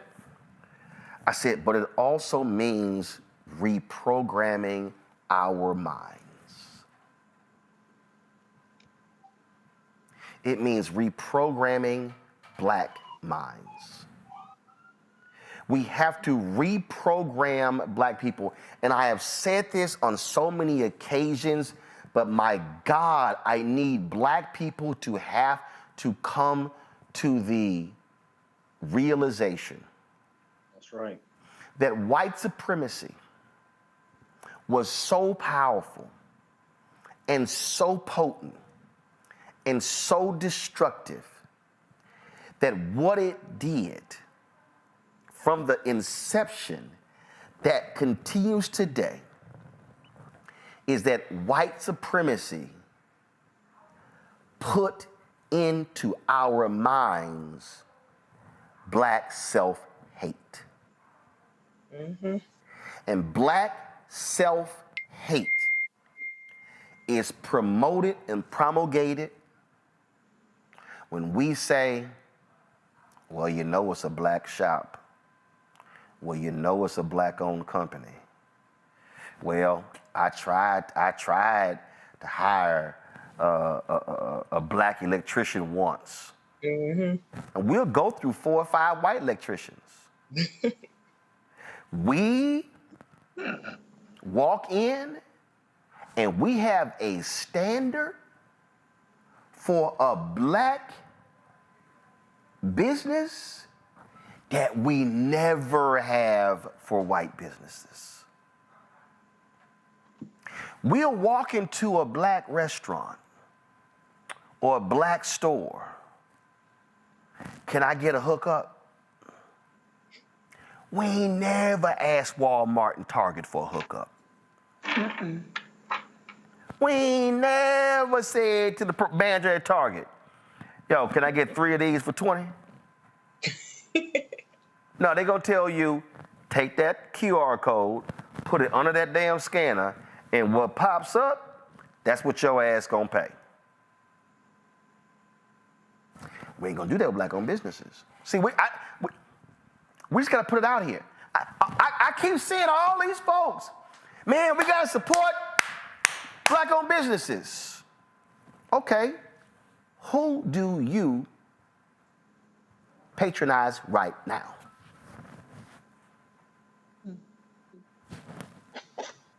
I want everybody watching right now, and there's no way for me to check the homework, but I want you to do this. Everybody who's watching and listening, I want you to literally sit down, and I want you can type this into your phone, you can write this down manually. I want you to actually list. I want you to go through what you spend your money on, and I want you to then list all of the black businesses that you currently use. And I'm gonna throw out here a wild guess. And I'm gonna say that the average person who does what I'm asking them to do right now, the average is probably gonna be 0.5. Agreed. See, I'm gonna let y'all put in restaurants, bars. I'm gonna let y'all put that in. Okay. I'm gonna let everybody put that in. I guarantee you the average gonna be 0.5. Yeah. Roland, can I say something? Which now, hold on. Which now means you have to now, and I want you to do this here. I want you to go look into the mirror and I want you to say, you full of shit. I want you to say, you don't do what you keep saying we need to do. And I want you to look in that mirror and I want you to say, if you are the average black person, then we will never be able to support our own because you don't even do it yourself. You can go and comment now, Joy. I love you, Roland. I love it so much. Guys, the only thing I would add is for those of you who are in organizations, the links, the AKs, the whatever, please rally your organizations to also support Black-owned businesses, because some of us are putting big dollars into white caterers for our meetings, white establishments for our happy hours. Sometimes it's hard with hotels and whatnot, but everywhere you go, trying to infuse us into the work and make sure that we're giving big contracts, big dollars.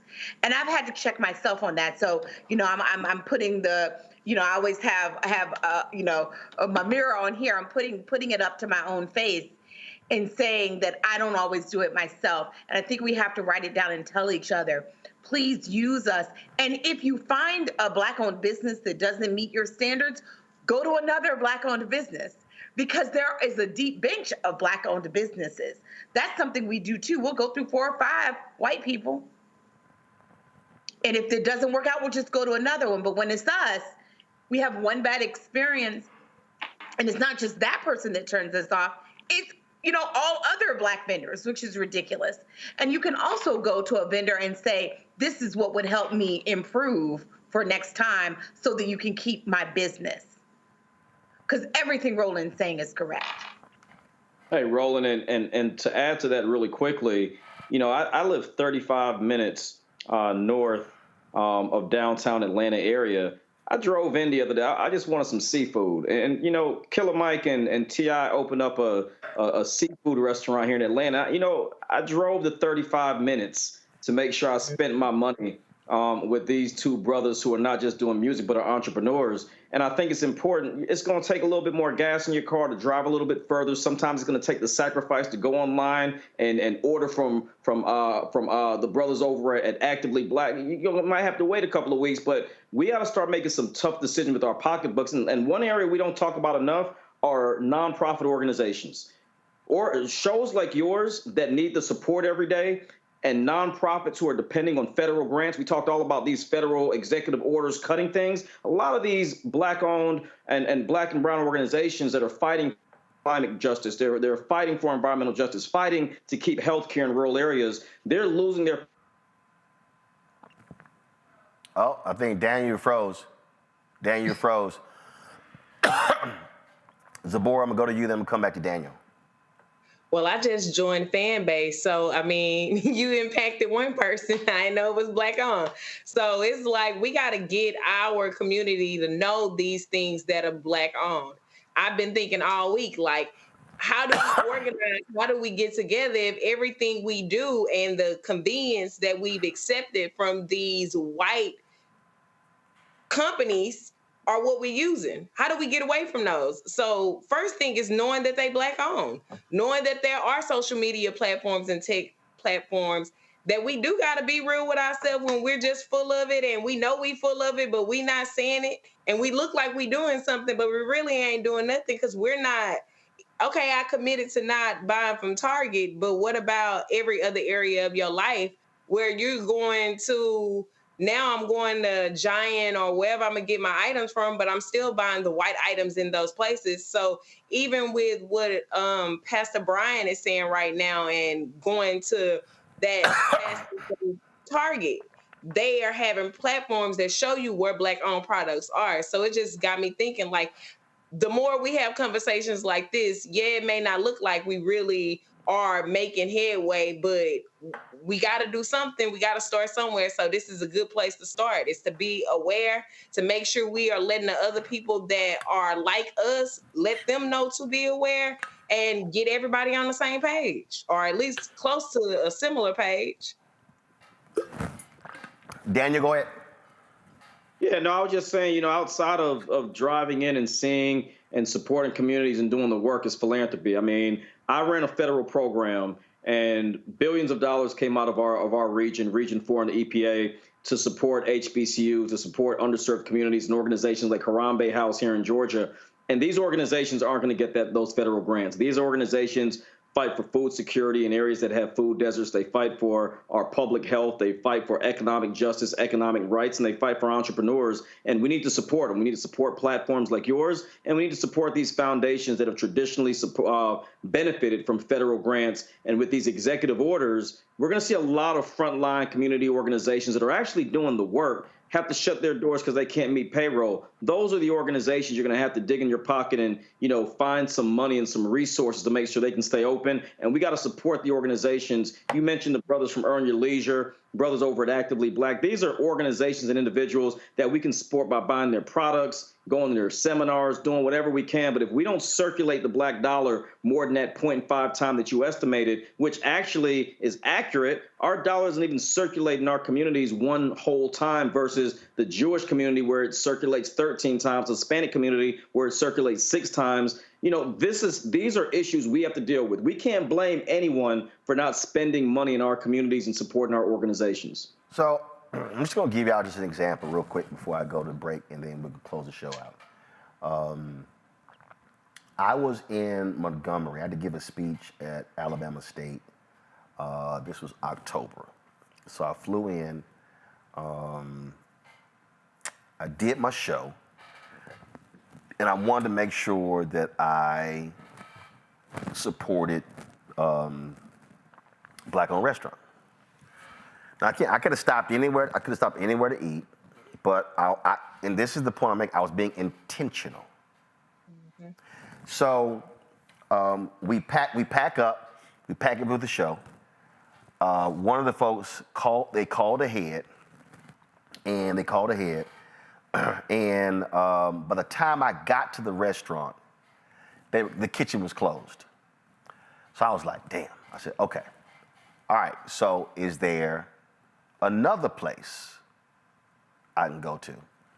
So they mentioned this other place. So, and luckily it was not far, and I called ahead, and luckily they closed like in 3 hours. So I go to that place. And so I ate, and I meant to, and it was, y'all, I'm so busy, so I meant to post this. So I'm trying to understand why I cannot connect.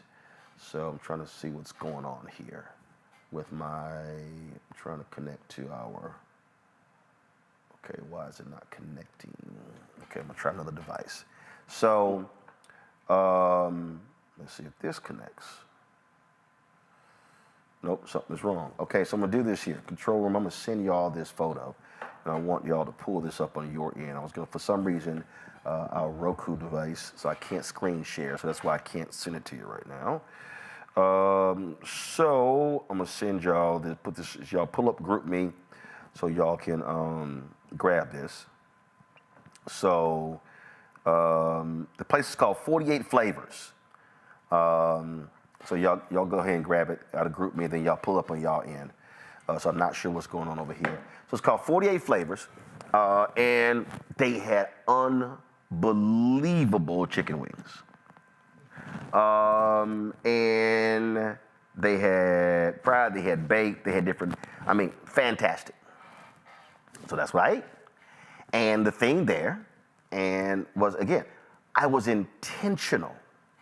Right. When we travel with our crew, that's what we do. We seek out Black-owned restaurants. We're being intentional.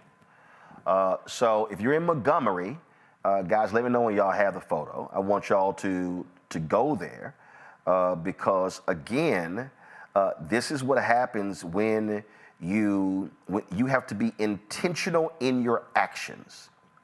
And this is the thing that is just so important, how we have to be intentional. And okay, so a lot of our folk, again, people are always just talking, oh no, I don't know. Man, I tried. No, are you intentional? And that's what drives me crazy. A lot of times we are not intentional with our actions. And that's how this changes. Zabor, it has to be an intentional action. Okay, I need this service. Mm-hmm. So I need to find this type of business. If I can't, I'm in a rural place or whatever, totally understand, I get it, but that's what it requires. It actually requires for you to not be lazy, not be easy, not just go, well, no. It means taking the time, and as Daniel said, you might have to drive a little further. Mm-hmm. But you helping that business, you showing up, patronizing, and others doing the same could make the difference between them surviving or thriving. And Keith Lee, when he goes to these restaurants, it's the same thing. They're there, but folk are not supporting the way they should. Go ahead. Yeah, I totally agree. Coming from a family of restaurant owners in Houston to me having my own small business, just supporting those companies and the people, you can start with the people that have businesses that you know, instead of thinking, hey, give me a discount. No, your friend is doing business. That's how they taking care of that family. We'll give anybody else our money with no thought about it. And now it's time to be intentional. Our lack of intentionality has impacted us in getting where we are today. In this place right now today, not being intentional about who we're voting for, not being intentional about contacting our congressmen or our senators, not being intentional about calling city council or making sure you are aware who's on your ballot, down the ballot.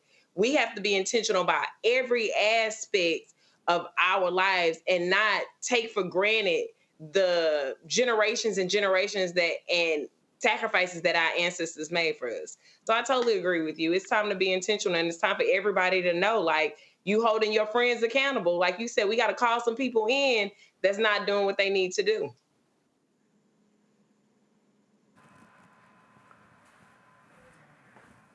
Daniel, go ahead. Correct. I don't know if Daniel, go ahead. Oh. I agree. I think, look, we've said what needs to be said. Don't be a willing participant in your own oppression. I mean, we are constantly seeing time after time, we're about to see the Super Bowl in New Orleans. 20-year anniversary of Hurricane Katrina is this year. And how many of us are going to go spend tens of thousands of dollars on establishments that we don't own? How many of us are going to spend tens of thousands of dollars, if not more, in restaurants, in one of the most culturally rich communities that Black folks since Katrina have been gentrified out of, right? How many of us that are going to go down there and spend our money during this, one of the largest, if not arguably the largest sporting event in the world, how many of us are going to go out of our way in New Orleans in a week to make sure that we are going to be supporting our communities? These are decisions we have to make on vacation, not just day to day when we're in our cities or in our homes, but when we go on vacation. How much are we going to do to go out of our way? Grammys just passed. When we go into these cities, you got Altadena that is gone. We can't keep spending our money from an entertainment and sports standpoint and leave the communities behind. We can no longer do that. We've got to do our due diligence. I think we need a new green book. The same way how there was a green book during, Jim Crow era. We need a black book. We need a book to make sure. But guess what? We actually do. We have that. There are numerous websites that you can pop it in. We've had the apps on this show. Yeah. You can, based upon city, it's all there. The question is, do we use it? I think, Joy, you were about to make a point. Yeah, no, I mean, so yes, giving those big contracts to, Black-owned businesses, I think are really important. The other thing I think we have to do is remember that we have to be nearly as intentional, if not more, than our enemies. Say what you will about Donald Trump and his acolytes. He is following a playbook. He undermines government and institutions, the very ones that hold him accountable, and then he seeks to get them fired. So say what you will, he's standing on business. He's doing a lot of what he said he was going to do, and the things that he didn't say he was going to do, but that we knew he was going to do because everyone he was working with had put that plan together in Project 2025. We have to be at least as intentional as them. And I think we also have to hold each other accountable. I have on several boards, I do a lot of work externally, right? Mm-hmm. And I will tell you, the amount of fear and weakness that's going on behind the scenes by the people that are supposed to be the ones on the front line and defending us is frightening. And there are all kinds of reasons for it. People have actually, they have to make bank. They have to, be able to do the work. And they don't want to see repercussions happen on them. But if we don't, that's what our expected response is. We've got to mix it up and give the response that is unexpected. We have to fight back. That's the time that we're in, not the acquiescing time. Yep. It just doesn't work. Folks, so finally got it operational. So again, when I was in Montgomery, the place is called, go to my iPad, it's called 48 Flavors, a Southern Kitchen. Met the owners there.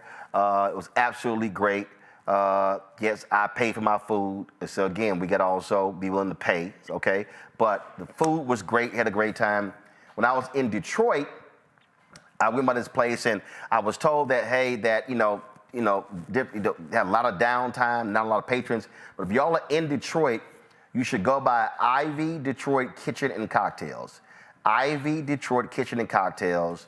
The salmon there was fantastic. I really enjoyed that. Those are two places.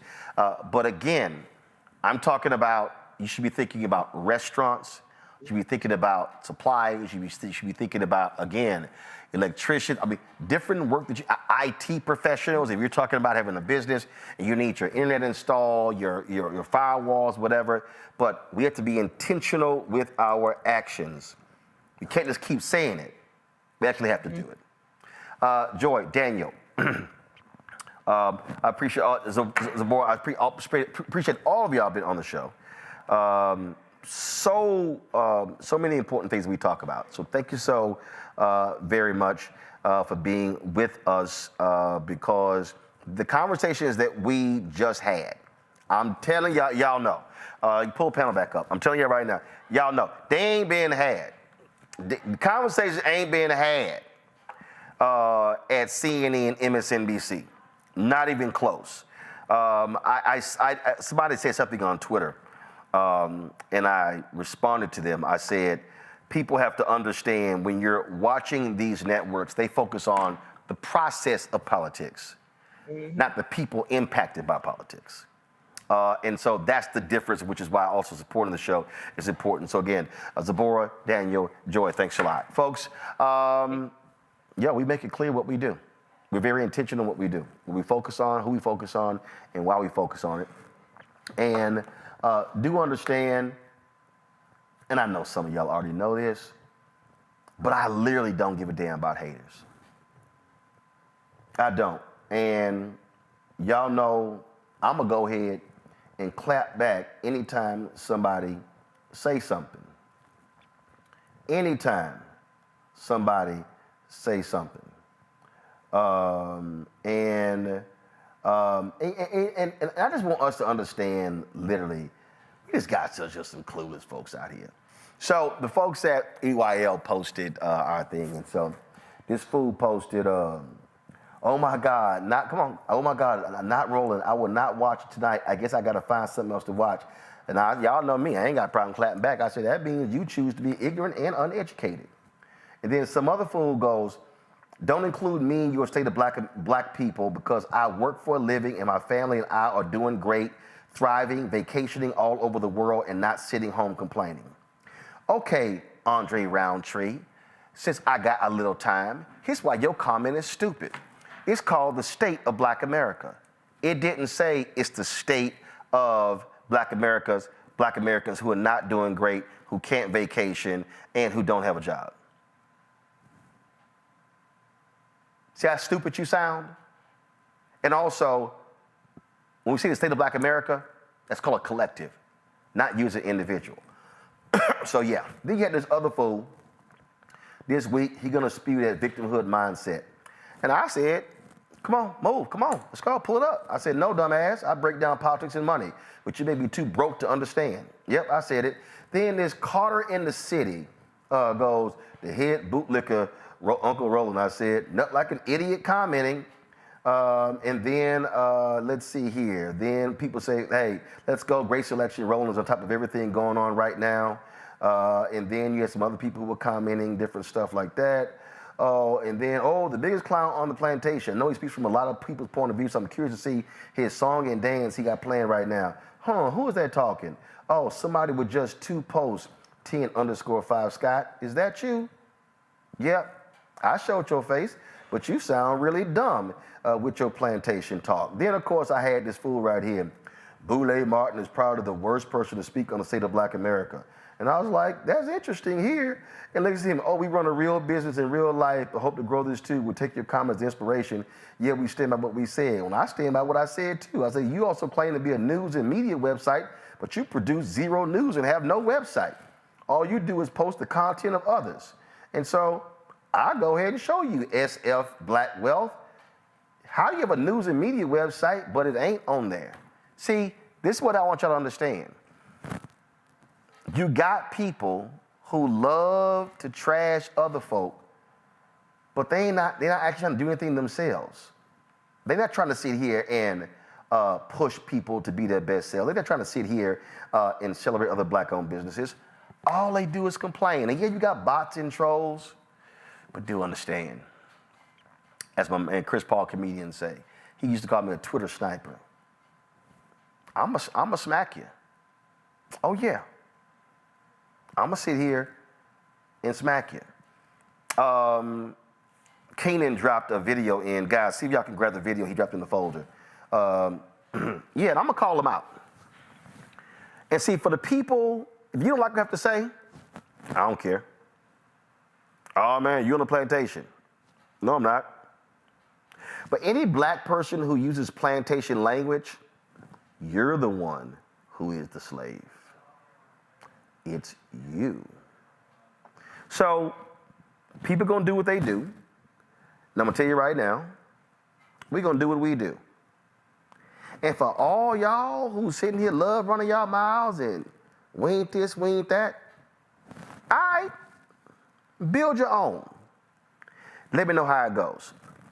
So Baller Alert posted a video from our show, and it was actually a repost of somebody else who posted. And this video has been going all around Instagram, social media. I've had people texting me like crazy, and they have just been, you know, going on. So this is the post right here. So Ball Alert, I appreciate y'all posting this. Roland Martin shares a message for Black Americans. You see it's gotten almost 50,000 hearts. You see the shared, everything like that. And so again, another brother posted this, the Lunch Club NC 2024. So they actually posted the video. So this is their video. and so they've gotten all people to do in the comments. So here's the actual, I want to run it again.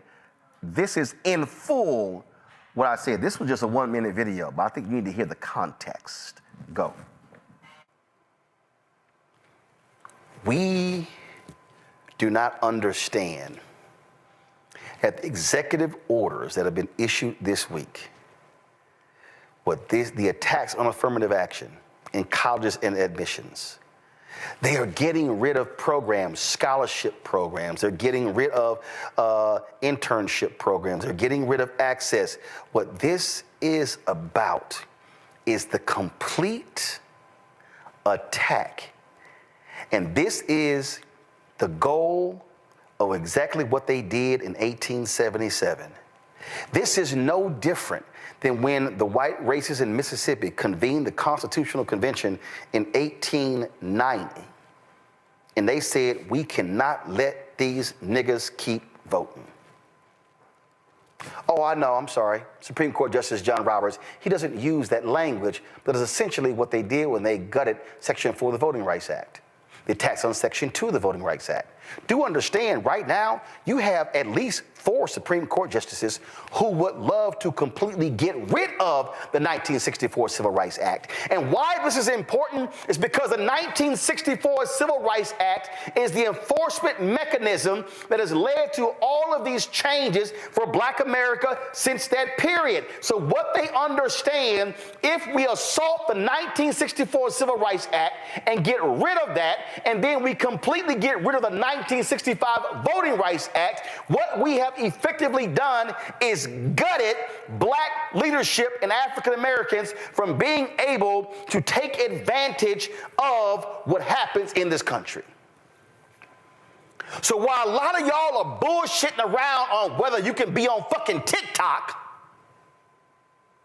while you're getting caught up in some bullshit housewife, while you're having your fucking MJ and LeBron debates on who's the GOAT, there is literally, as we speak, an entire focus to gut every single civil right and economic gain that we have had since 1964 because they are pissed with those three acts. They're pissed with the Brown versus Board of Education Act. You have voucher bills that are being pushed in Texas and Tennessee and other places to gut public education. What we have to understand is there is a vicious assault to completely defund Black America. So if you want to see that full conversation, what you need to do is go to my YouTube channel. Go to youtube.com/Roland Martin. Go to my iPad. And so I want you to see those two videos on the left. The first one, Blacks Not Voting Helps GOP Defund Black America. That's an 11-minute and 8-second video. But I really need you to look at that 1 hour and 6-minute and 16-second video that's right below that says Exposed, MAGA's Economic Assault on Black America. I need you to really look at those two videos, and then I want you to look at that third video, that 22-minute and 40-second, MAGA wants to defund Black America. You look at those three videos, and you understand. For the people who are out, I saw some people commenting, oh, he ain't offered no solutions. It's because you watched a 1-minute video. Watch the full video, understand. This is the work we do every single night. And let me tell you something right now.